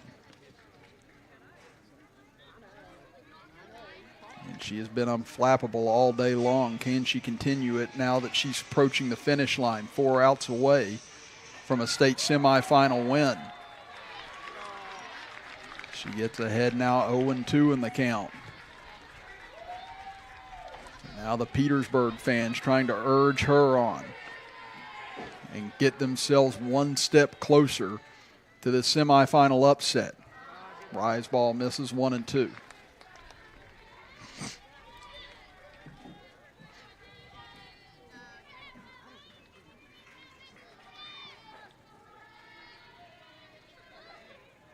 Runner at first for Wahama, 1-2 the count. Swung on and fouled out of play straight back by Christian.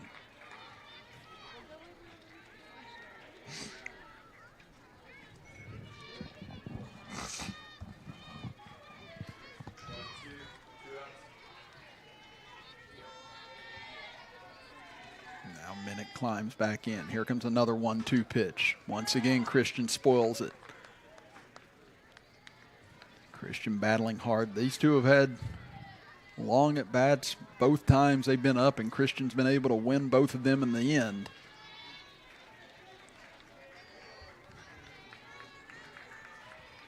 Now this is probably the most pivotal of all 3 of the matchups. That one just misses, and Minnick gave a big ooh after that one. She thought it was close. Christian's worked the count now to 2-2. And you can see on a replay, Corbin tried to frame that one, but just a little high. And that one just misses. Now the count moves to 3-2. Again, Christian living on the edge on a couple of these pitches, but just able to lay off. Now on the 3-2. Swung on and fouled out of play again by Christian.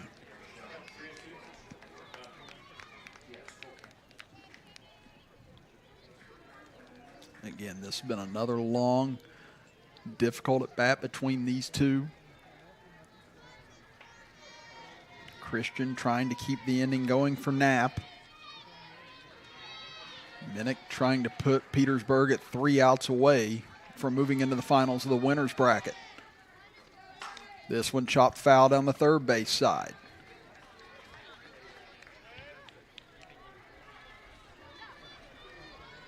At this point, every out, every strike gets to be more and more difficult.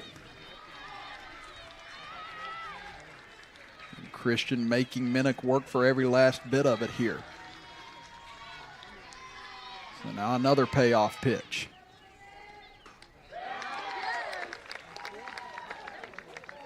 And there it's ball 4. Okay. Everyone was a little confused for a moment whether or not that was called strike or whether that was a ball or not. But it did miss high, ball 4, and that's the first walk given up by either pitcher here today. And what a job again by Morgan Christian Able to battle back from 1 and 2 down in that at bat, foul off at least 6 pitches. And finally able to earn her base for the 3rd time today. Well, now Emma Knapp stands in. 0 for 2 on the afternoon. She'll take a strike on the outside corner, 0-1. Knapp struck out to end the 2nd inning and had a sacrifice bunt in the 4th inning. And despite all of Wahama's troubles today, a blast here would give them the lead, but Knapp waves through that fastball, 0-2.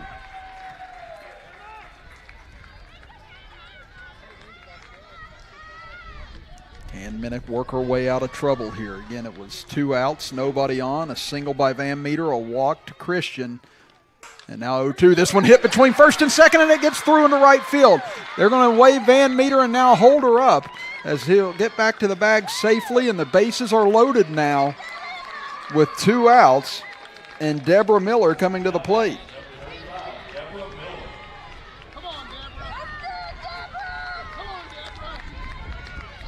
This is the 2nd time today that they've loaded the bases against Minnick. They did it back in the top of the 3rd inning, and Minnick was able to get out of the jam. Miller has popped out twice today. Popped out in foul ground in the 3rd inning. Popped out to first base in the 4th inning. And now Coach Hedrick going to come out and speak with his infield here at this critical juncture. 2-0 Petersburg. Here in the top of the 6th inning. Wahama's undefeated season on the line right now. Again, season won't be over for either team, whoever loses this game, but it will definitely put one of these two in the driver's seat as they will move into the finals of the winner's bracket later on this evening. Again, the loser will have to come back and face Midland Trail in a do-or-die game at 5:30 this afternoon. And now will come the most critical at bat of the entire day. As you can hear both sides getting into it now as they realize what's at stake in this at bat as Miller, the first baseman, climbs in. Minnick onto the rubber.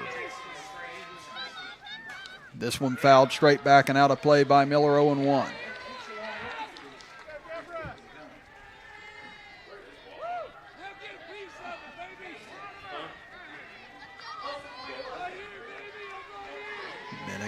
Back on the hill, the 0-1 pitch. Swing and a miss as Miller goes through it, 0-2. You can feel the tension in both dugouts and on both sides of the field, and the fans and the stands as well. A hit could tie it. A strike will take us to the bottom of the 6th inning. Just fouled off by Miller. She got a piece of it.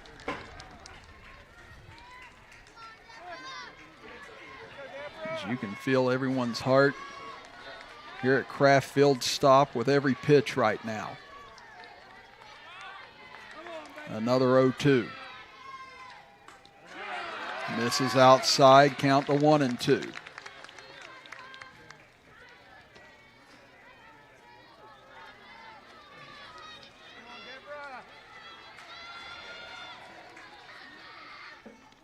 This one hit into shallow left field. It'll fall. 1 run is in. Here comes the tying run to the plate. The throw is not in time. We are all tied up at 2 apiece on the 2 RBI single by Deborah Miller. A bang-bang play at home plate, and it looked like the ball might have escaped Corbin's mitt at the last second. A great throw by Rexroad, but just able to get underneath the tag that time and tie the game. As you see it on our replay, so close, but able to get in just underneath it was Christian in order to tie this game up.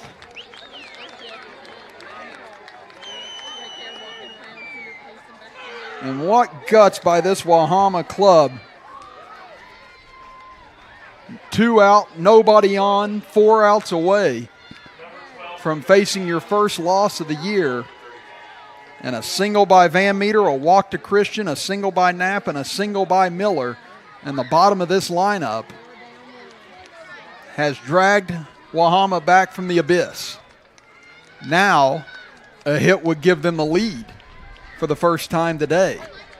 1st and 3rd and 2 out, and Bailey Bumgarner will stand in.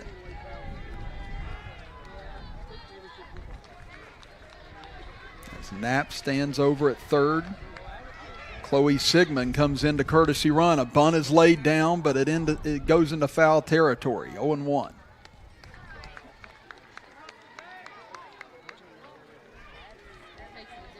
Bumgarner today was hit by a pitch in the 3rd inning, grounded out in the 5th inning.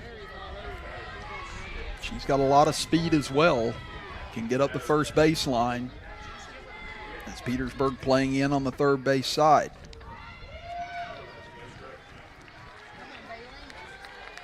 Minute gets ahead, 0-2 again. Again, she's been 1 strike away on several occasions this inning from putting Wahama away, but the White Falcons have refused to die. Now could this be it? Bumgarner chops it back to the mound, bobbled a little by Minute, throw over to first just in time to Burgess to put an end to the top of the 6th inning, but Wahama able to battle back with 3 hits to tie this game at 2 apiece as we move to the bottom of the 6th inning. Back after this, as you are watching the Class Single A state semifinals with us right here live on Video Productions.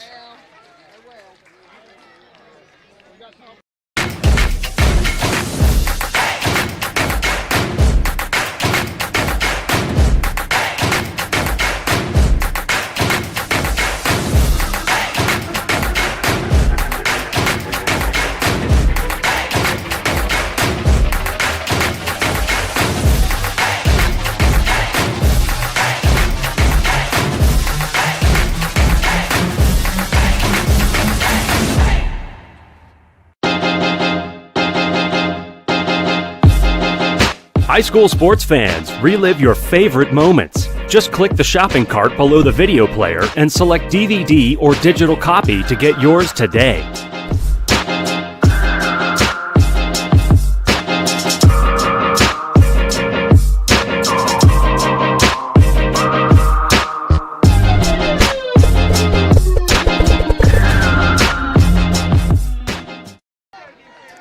Bottom of the 6th inning, Wahama has battled back to tie things at 2 apiece here in this Class Single A semifinal. Chris Kidd with you with Joe Mounts, our engineer. And now can Petersburg answer back as Living has gotten herself back to all square for the first time since the 2nd inning. And she will deal with the 5, 6, and 7 hitters this inning as Michaela Taylor will lead things off.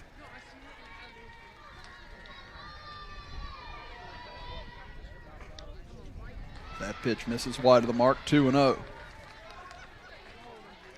Again, Ritchie County awaits the winner of this game in the finals of the winner's bracket. The loser will face Midland Trail in an elimination game at 5:30 p.m. this afternoon. There's a strike from Living, 2-1.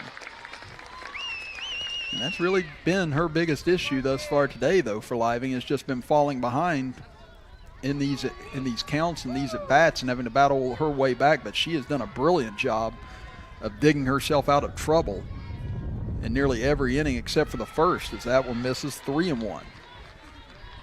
And the leadoff batter has reached in the last 4 innings for Petersburg. The only time they didn't reach was in the 1st inning. So could this be the 5th inning in a row that a Petersburg batter reaches? Taylor is 0 for 2 today. This one chopped back up the middle. Going to be a tough play for Noble. Fields it cleanly. Throw on to first and in time for out number 1. And that is why she has been so sure-handed at shortstop this year. As we said coming into this game, only had committed 1 error all season long. She committed 1 in that 2nd inning where Wahama booted the ball around the field and committed 3 errors. But has since then had several very key putouts, including that one, to start off the bottom of the 6th inning. Now you get Brayley Corbin standing in. She's 0 for 2 with a pair of strikeouts and a swing and a miss, 0-1. You can just feel the shift in momentum in this ballpark after that 2-out rally by Wahama, as it looked like Petersburg was going to cruise into the bottom of the 6th with a 2-0 lead with 2 outs and nobody on. But then 3 hits and a walk later, we're back to 2 apiece here in the late stages of this semifinal.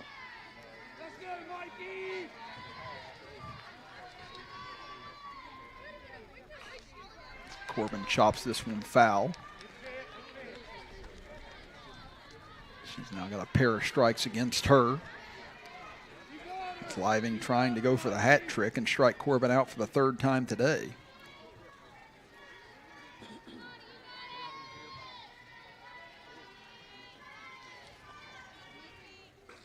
Rise ball misses.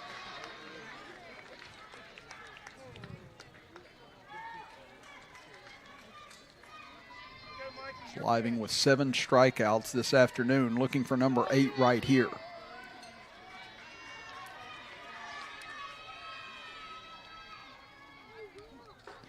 Comes inside and misses.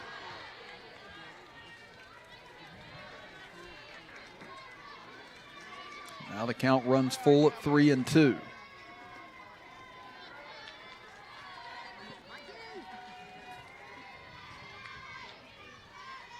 Living sets and deals. Corbin chops it. Going to be a tough play as it's fielded by Living and doesn't have a play as Corbin's going to beat it out.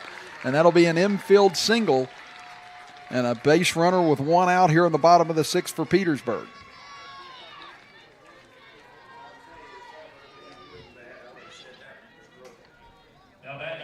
Now you get Brooklyn Rohrbaugh, the number 7 hitter in the lineup. She reached on an error in the 2nd inning and singled to right fielder last time up. Again, Petersburg on several occasions have had chances to push this lead beyond 2-0, and that one going to hop over the third baseman's head. Noble, a deep throw from the hole, and not in time, as Rohrbaugh able to beat it out for an infield hit. And I tell you what, she started to tiptoe into that first base bag and nearly got thrown out by Noble, but was still able to beat it out nonetheless as Van Meter was playing in over at third base. And that ball took that big hop off that turf and was able to get over her head, and the throw was just too deep for Noble that time in order to catch Rohrbaugh. And now here comes Petersburg right back, 1st and 2nd with 1 out here in the bottom of the 6th inning. It looks like they're going to bring in a different hitter here, will Petersburg.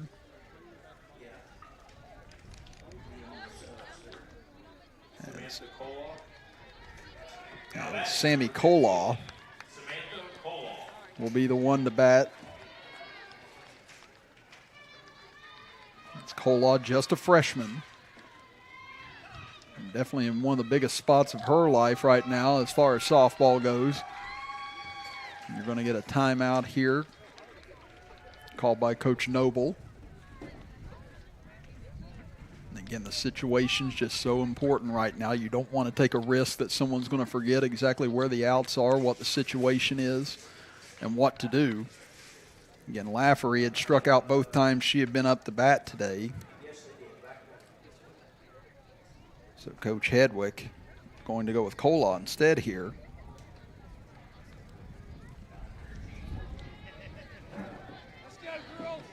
And if you're Petersburg and if you're Wahama, good news is that you're going to turn the lineup over going into the 7th inning. It'll be the 1, 2, 3 hitters for Petersburg. This will be the number 8 spot for Petersburg. Barring a double play, they'll turn the lineup over as well going into the 7th inning, should they need to bat in the 7th inning. Again, a run here would put Wahama on the brink. This one hit back up the middle. Nice stop by Living. Does she have a play? She'll shovel over to first. Not in time. Kolaw beat it out. What hustle up the first base line by Kolaw that time, as Living did a great job of just keeping that in front of her. Made a great underhand throw over to first, but Kolaw was able to beat it out. You see just how fast this came right back at Living that time. Shoveled it over, and you can see bang, bang play, but Kolaw beat it. And now 3 straight infield hits have loaded the bases for Petersburg, and a chance to take the lead back as Kimberly Minnick will stand in, and she'll foul it off over to the right, 0-1. And Minnick has had opportunities in both of her plate appearances today in order to extend her lead, but has been unable to do so as she popped out to second base in the second inning and then struck out in the fourth inning. Could the third time be the charm for her to try and put herself in position to get the win, and 3 outs away from giving Wahama their first loss of the season?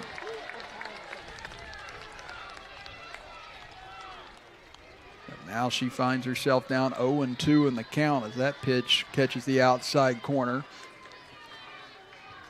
And 1 out, Ken Living pitch out of trouble yet again. She's done it all afternoon long. That one misses low and away, 1-2. In the second inning, she left second and third stranded after 1 run crossed. Third inning, left runners at second and third after a run crossed. Left a runner at second in the fourth inning.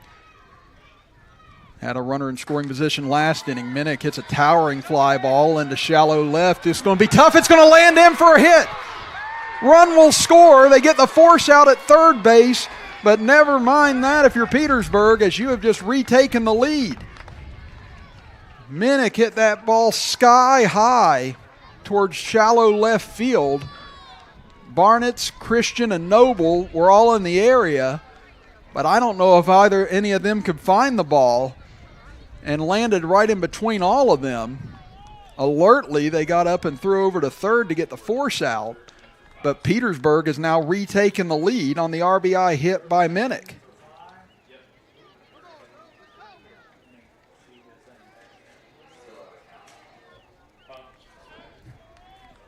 And again, we talked about it a moment ago. Minnick had a couple opportunities to extend that lead and hadn't been able to do so, but right there able to do it.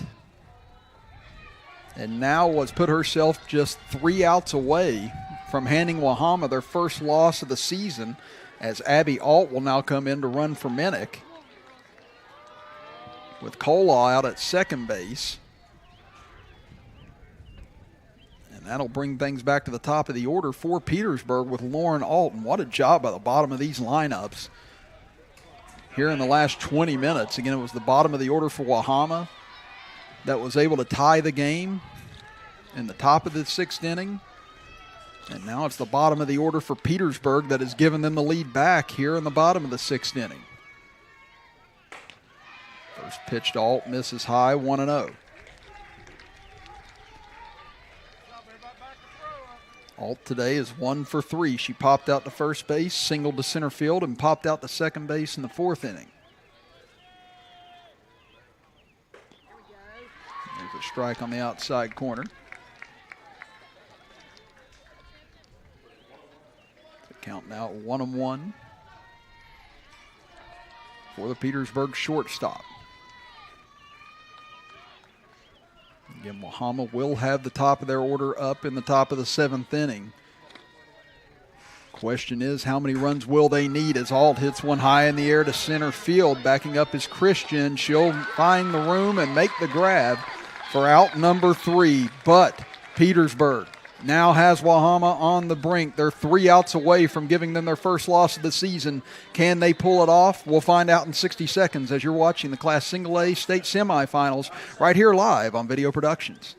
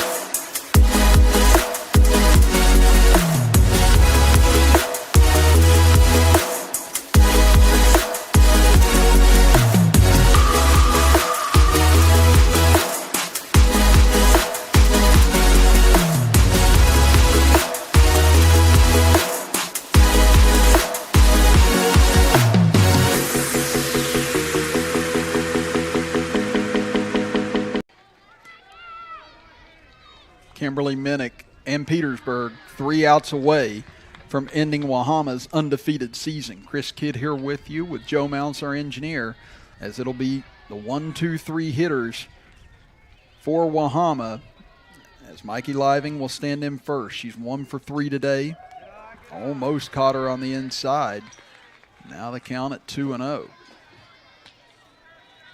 Living struck out in the first inning, singled in the third inning, then smoked a ball to center field in the fifth inning that was snagged and robbed her of an extra base hit. And Minnick comes right down the pipe with that fastball, 2-1. Again, Living batting .608 coming into this state tournament with 4 home runs. This one ripped into left field, and she'll lead things off with a hit.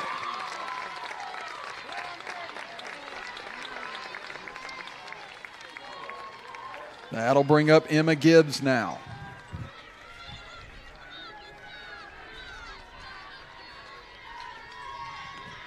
Again, a season of almost insurmountable dominance by this Wahama team, minus a couple of close games here and there. Now could see the undefeated streak end in 3 outs unless they can mount a rally to scratch a run across here. Again, the loser of this game is not out of this state tournament. It's double elimination. But the shockwaves it would send around this tournament would be impressive if they're able to pull this off, knowing that Wahama would now be 1 loss away from being eliminated as Gibbs fouls it out of play, 0-2. Gibbs is 1 for 3 today. She grounded out to short, singled in the third inning to center field, and grounded out to first base back in the 5th inning. Swung on a miss, strike 3, throw down to second, gets away into center field, but fielded on the back side by Rex Road. However, Living does get into scoring position.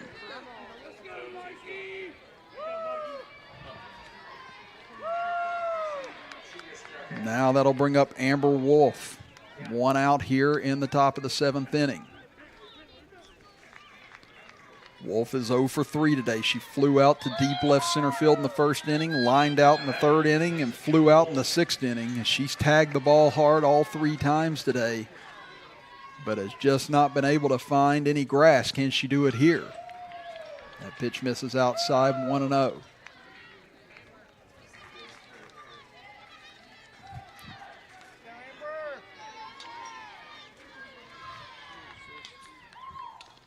Swing and a miss as Minnick comes with gas that time and blows it by Wolf, 1-1.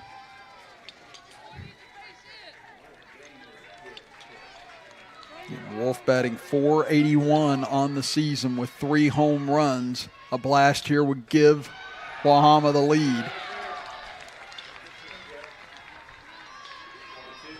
Minnick comes back with another changeup, and now it's at 1-2. That's been her bread and butter thus far today.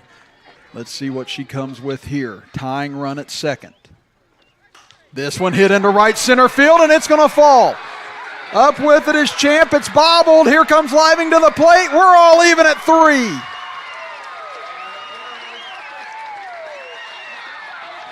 As Wahama continues to show why they are undefeated on the season. They refuse to die.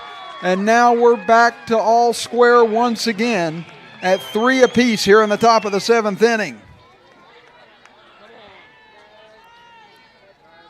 And that was justice fulfilled if you're Amber Wolf. Again, after 3 hard hit balls all day today, not being able to find a hit, she finally finds one at the most opportune time for the White Falcons. And now is the go-ahead run at first base. This one lifted into the air by Noble towards right field, backing up and making the grab is Champ for out number 2.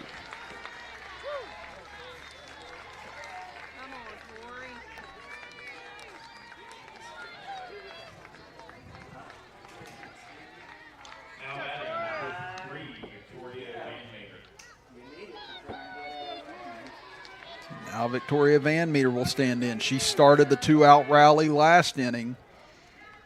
She struck out twice and then had that single with 2 outs. And now this one's going to get towards the gap. Could it get through? No, it won't as Rohrbaugh cuts it off. But a 2-out hit keeps the inning alive for Wahama.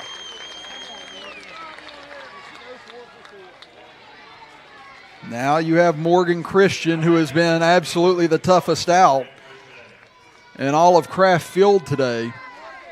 She's reached base all 3 times. She singled in the second inning to right field, singled in the fourth inning to left field, and then after a long battle last time up was able to draw a walk off of Minnick. First pitch of fastball in for a strike, 0-1.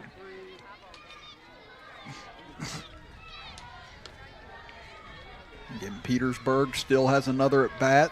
They'll have their 2, 3, and 4 hitters next inning. This one hit in the air to center field, back towards the wall. It's gone! A 3-run blast for Morgan Christian, and Wahama has taken the lead for the first time today.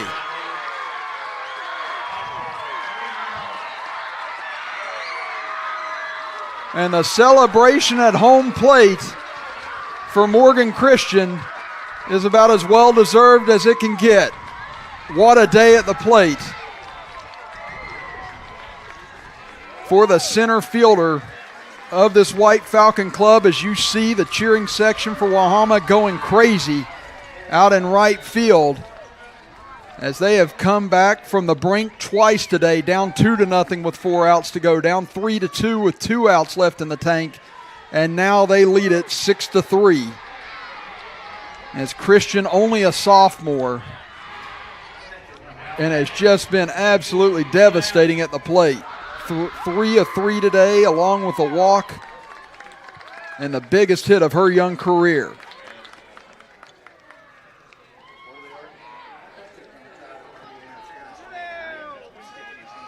And I think Petersburg right now might be trying to argue interference out in center field on a fan.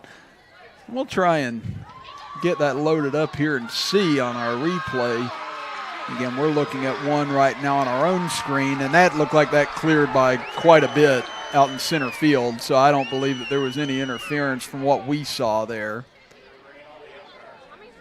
Yeah, they're going to bring the umpires together and discuss this, but it didn't appear anyone reached over into the field of play in order to try and pull that ball over. So we don't have a Jeffrey Mayer situation for anyone that was alive in 1996 and remembers postseason baseball with the Yankees and Orioles in that game.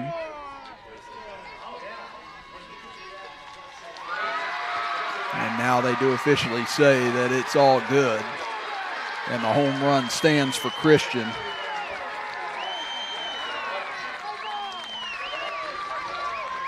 And again, Morgan Christian, just an outstanding day today.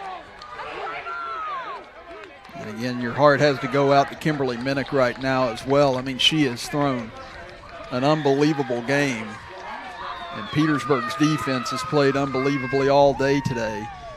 And even with all of that, Wahama still able to find a way and have taken a 6-3 lead.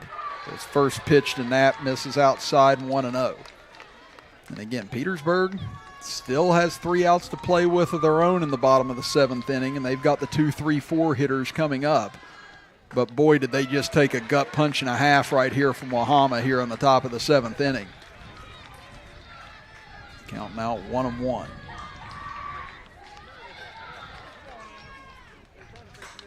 This one lifted towards the right side. That'll hook and get out of play.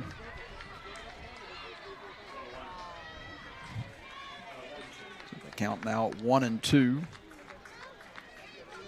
Knapp struck out in the 2nd inning, hit a sacrifice bunt in the 4th inning, and then singled to right field in the 6th inning in that 2-run rally that tied the game.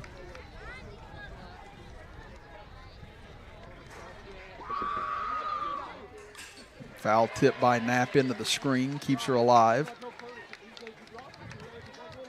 And boy, we could be heading for Wahama and Ritchie County Part 4 later on tonight if this 3-run lead now holds up for the White Falcons.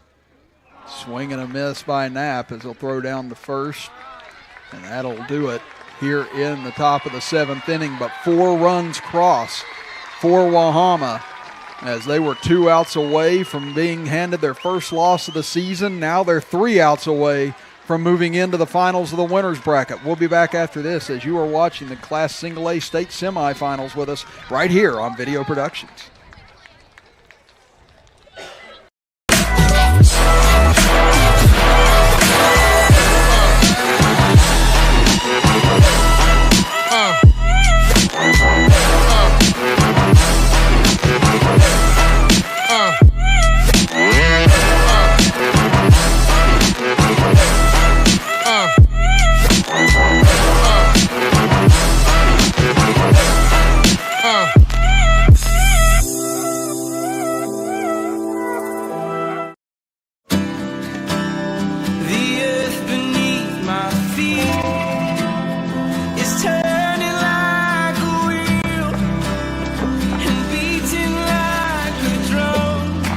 First set of wheels didn't come with complications or strings or hassles.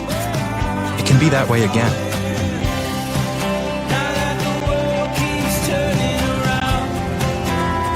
Tire Pros. Hassle-free, guaranteed.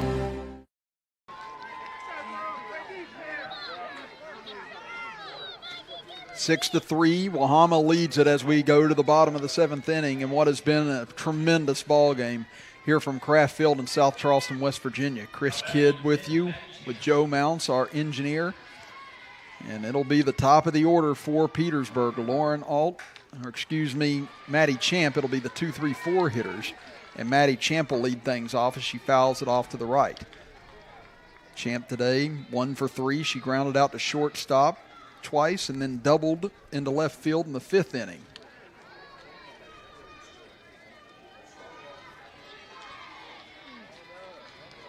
And 4 times Petersburg has gotten the leadoff person on. And now is the time where they desperately need to have Maddie Champ or get on base here to try and apply some pressure on Living. It's counting out 1-1. And the loser of this game faces Midland Trail at 5:30 p.m. in a winner-go-home ball game. The winner of this game faces Ritchie County 30 minutes after that loser's bracket contest to see who moves into the state championship tomorrow at 2 p.m. That one catches the inside corner, 1-2.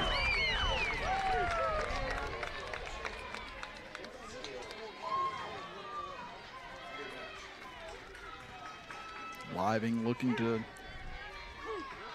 make life easy on herself by getting the leadoff batter, but that one looked like it just came out of her hands wrong as it just rolled up to the home plate. That'll leave them to count at 2-2. She might have caught herself on her thigh that time as she was coming through her windup. This one fouled out of play by Champ straight back. 2-2 the count remains.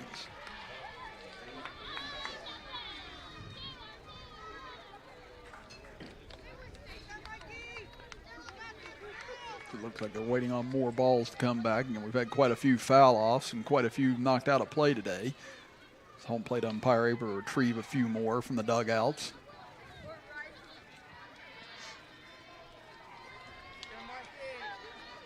Living goes back and takes a look at her pitch sheet, trying to find the one that would retire Champ to lead off this inning. But doesn't find it there as it misses outside, and Champ has worked her way back to a full count.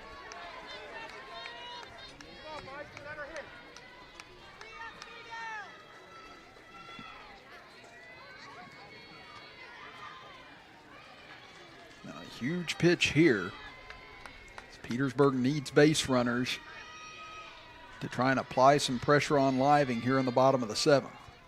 This one hit hard into left center field, and that's going to get to the wall. Again, it's a shot to the wall. Champ's going to dig for 2. The throw in, and not in time. She got in under the tag.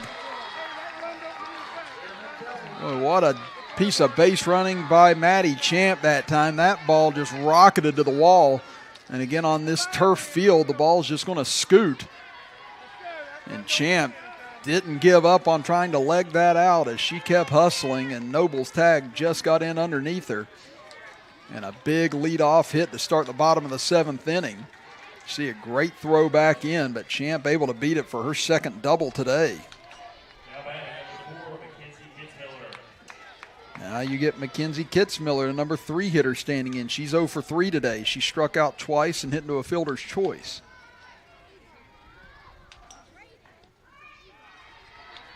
First pitch misses outside, 1-0.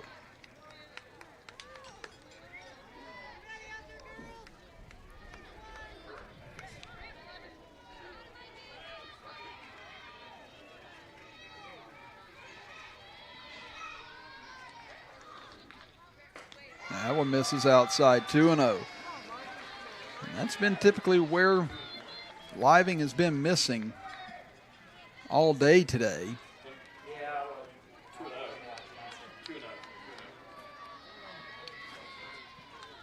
Now 2-0 pitch to Kitzmiller. That one misses low, 3-0. And if Kitzmiller walks, that will bring the tying run to the plate. And Living has not issued a walk thus far today, only 1 walk between both pitchers.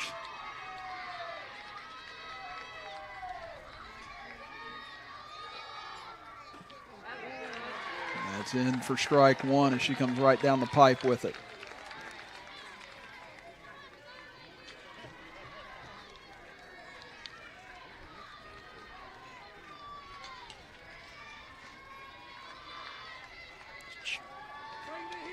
Living looks to the dugout, continues to roll through some of the signs with her coaches. And she challenged Kitzmiller right down the middle on the 3-0 pitch. Let's see if she comes again here, if Kitzmiller continues to take. This one hit hard back up the middle, and that's through for a hit. They're going to round third. She'll score standing up, and we have a 2-run game here in the bottom of the 7th.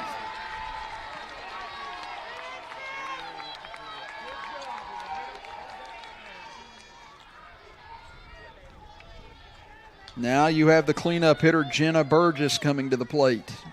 She's 1 for 3 today. Reached on an error in the 2nd inning.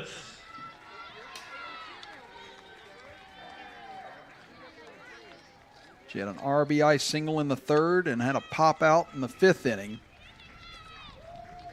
And now a little conference on the mound again here for Wahama.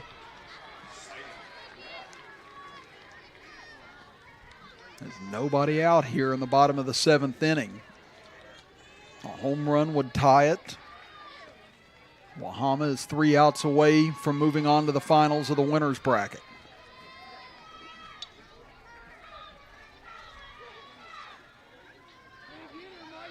Living ready to go as Burgess climbs in. Burgess took a big rip at that one and fouled it out of play to the right, 0-1.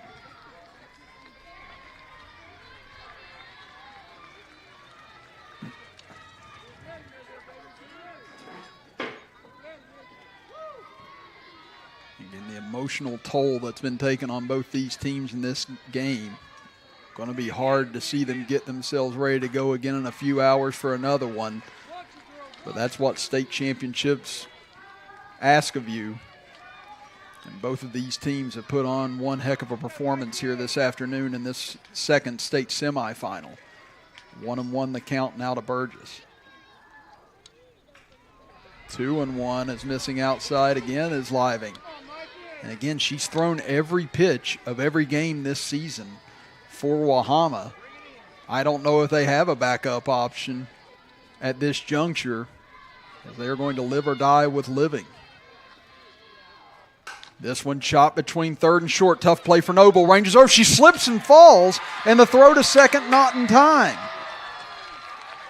Noble tried to plant her foot and throw over to 2nd, and as she did, it came out from under her and lost some velocity on that throw and gave Kitzmiller just that extra split second to get in. Let's take a look at it again here on our instant replay.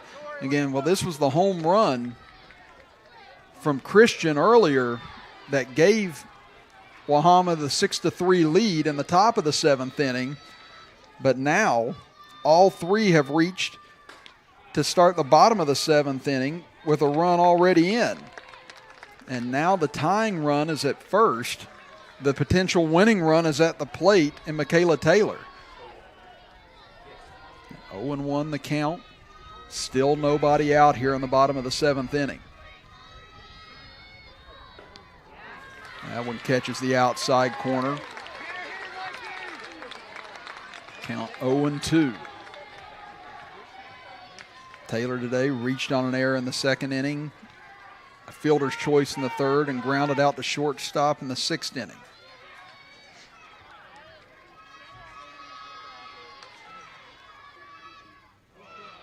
Once again, looks like Living is trying to come with that off-speed pitch, and it's just coming out of her hands wrong. That's about the 4th or 5th time it's just kind of skipped up the home plate on her. Now the count's still at 1-2. Hit hard back up the middle. Noble stops it for 1. On to first, not in time. They do retire Burgess, though, and get one of the lead runners for out number 1. Now you get Braylee Corbin coming to the plate. Corbin struck out in the 2nd and 3rd inning and then singled on the infield in the 6th inning.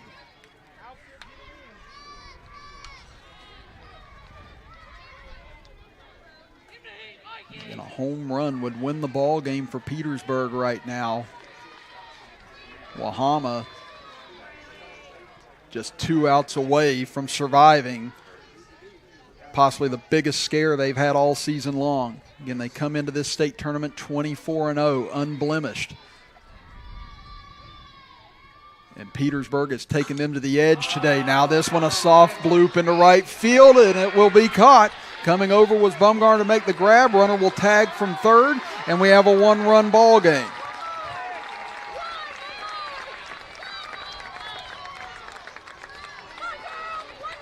So an RBI for Corbin draws Petersburg even closer now, but now they're down to their final out, and Brooklyn Rohrbaugh will stand in.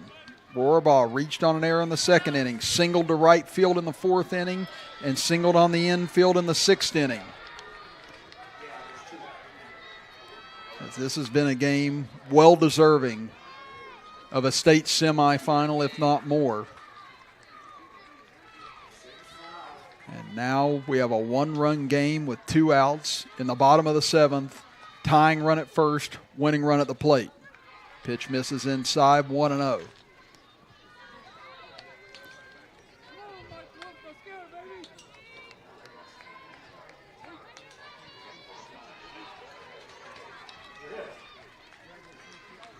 Living checks this pitch sheet once again. Here she comes to the 1-0. That one misses away, 2-0.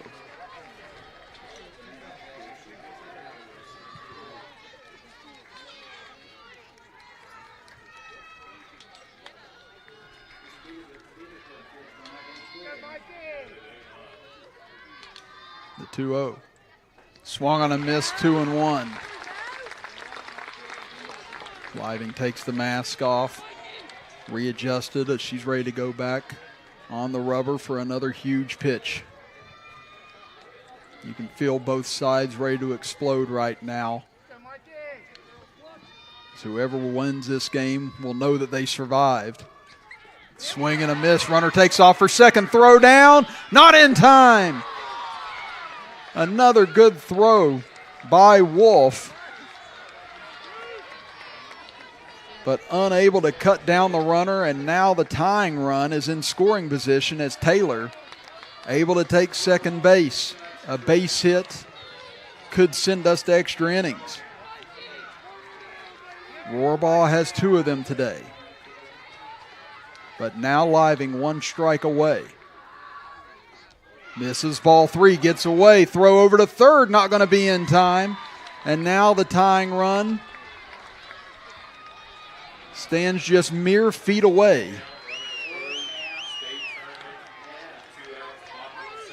And a full count now to Rohrbaugh.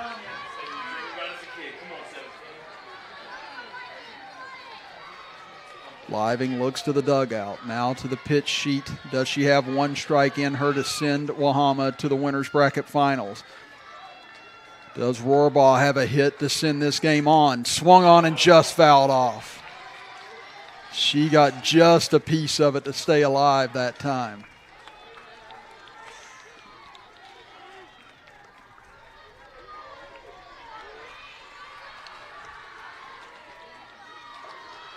Another 3-2 pitch.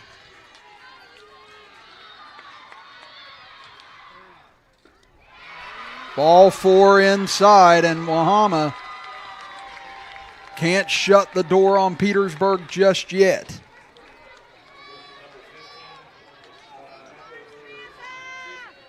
And now the winning run for Petersburg stands at first base, the tying run at third base.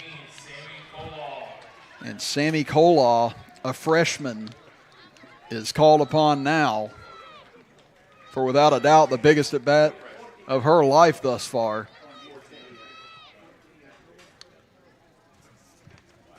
As Coach Chris Noble will go to the mound and talk with his group once again to roll over the situations here.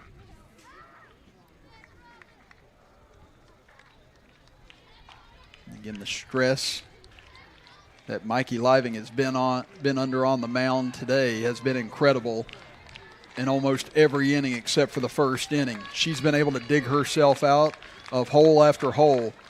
Does she have it in her for one more out? Does Kolaw, the freshman, have a hit in her to send Petersburg to the finals of the winner's bracket?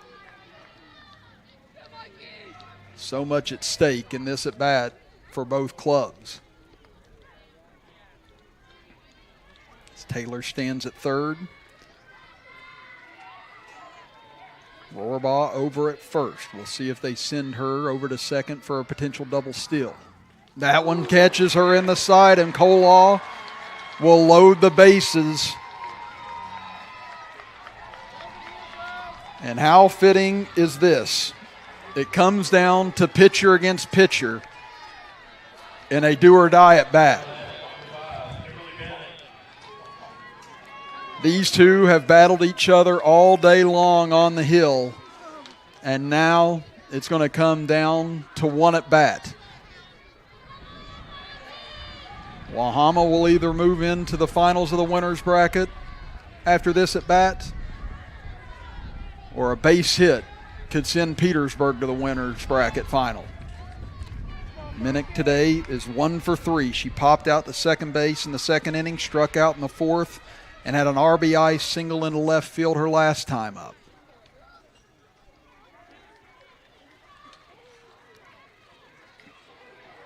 And Mikey Living, who has pitched every pitch for Wahama all season long, will now have the ball in her hands, do or die right here, as we settle in to watch what has been a tremendous ball game come to its conclusion right here potentially.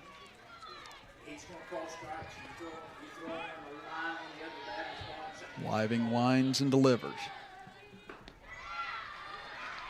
And this is low, ball 1.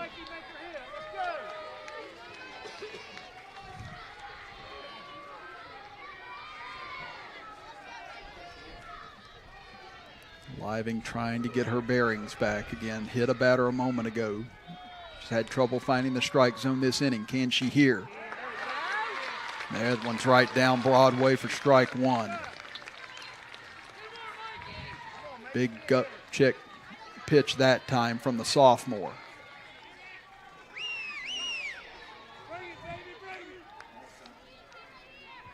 The 1-1. Strike 2 on the outside corner as she peppers it. 1-2 now the count. As the Wahama fans and Petersburg fans on their feet. Bases loaded. 1-run lead for Wahama. 1-2 count. 2 outs.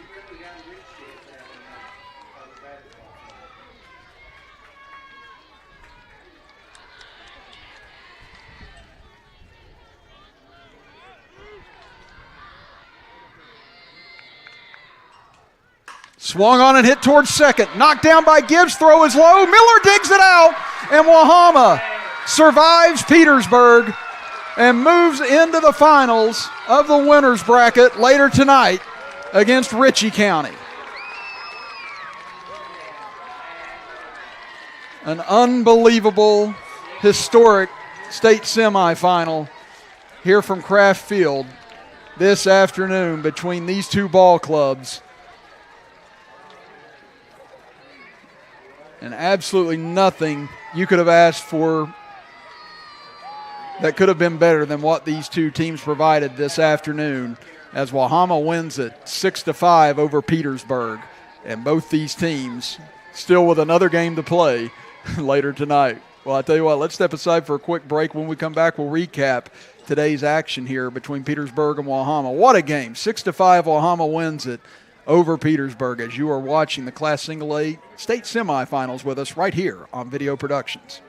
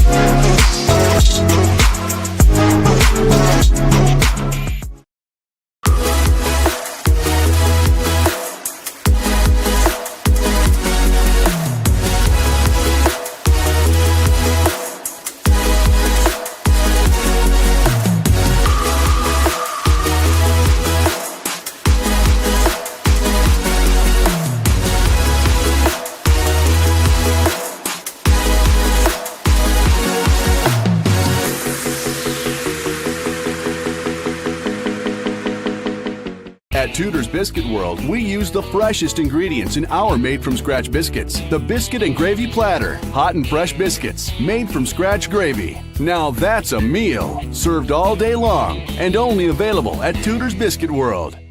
Geno's introduces the Big Cheese, our supersized pizza piled high with extra cheese for only $9.99. A blend of 3 different cheeses, mozzarella, parmesan, and provolone. Try Geno's Big Cheese Pizza for only $9.99.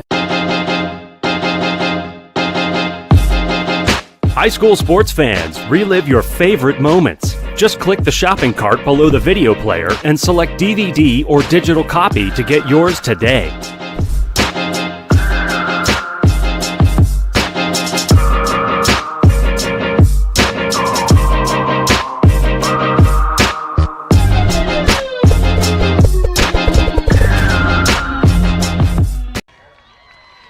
To 5, Wahama defeats Petersburg here in the second state semifinal. Chris Kidd with you, Joe Mounts our engineer. As both these teams still alive, again, it's double elimination. Petersburg will now go on and face Midland Trail in about 2.5 hours, as they'll have a little break here between the sessions. And Petersburg will have a do-or-die game with Midland Trail, who lost to Ritchie County this morning 9-1. So whoever loses that game is out of the state tournament. Whoever wins that game at 5:30 will move into a second elimination game tomorrow morning at 9:30 a.m. Now, Wahama, with this comeback win, they will end up moving on and face Ritchie County for the 4th time this year, as they have defeated Ritchie County all 3 times previously single-handedly, and look to see if they can move into the state finals tomorrow. As we see here, the home run by Morgan Christian to dead center field that put Wahama up 6-3 in the top of the 7th inning and proved to be the game-winning run, as Petersburg battled back for 2 runs in the bottom of the 7th inning, loaded the bases with 2 outs, and then able to get Minnick to ground out to Gibbs at second base to end the ball game. And just a complete gut check the entire day from Minnick and Living, as they pitched around some unbelievable jams all day long. And Living able to withstand the pressure in 5 of the 7 innings that she faced against this Petersburg club. Did it outstanding. And Minnick against this Wahama club that averaged 8.6 runs per game on the year, able to keep them at bay all afternoon long until just at the very end, when Wahama was able to charge back in the 6th and the 7th inning. Just absolutely one of the best ball games we've seen, not just softball games, but ball games in general that we've seen took place here at Kraft Field, and it was a privilege to be a part of this game, and hopefully we have several more of those in store for you as we move throughout this tournament. But Wahama continues their undefeated season as they move to 25-0 now. Petersburg will now fight for their season life against Midland Trail at 5:30. So make sure you join us in about 2.5 hours when we come back here from Craft Field, as we will have both the losers bracket game and the winners bracket game coming to you this evening on video production. So for Joe Mounts, I'm Chris Kidd, bidding you adieu for the next couple of hours, and we'll see you again at 5:30 p.m. for Petersburg versus Midland Trail, as you are watching the Class Single A State Semifinals with us right here live on Video Productions.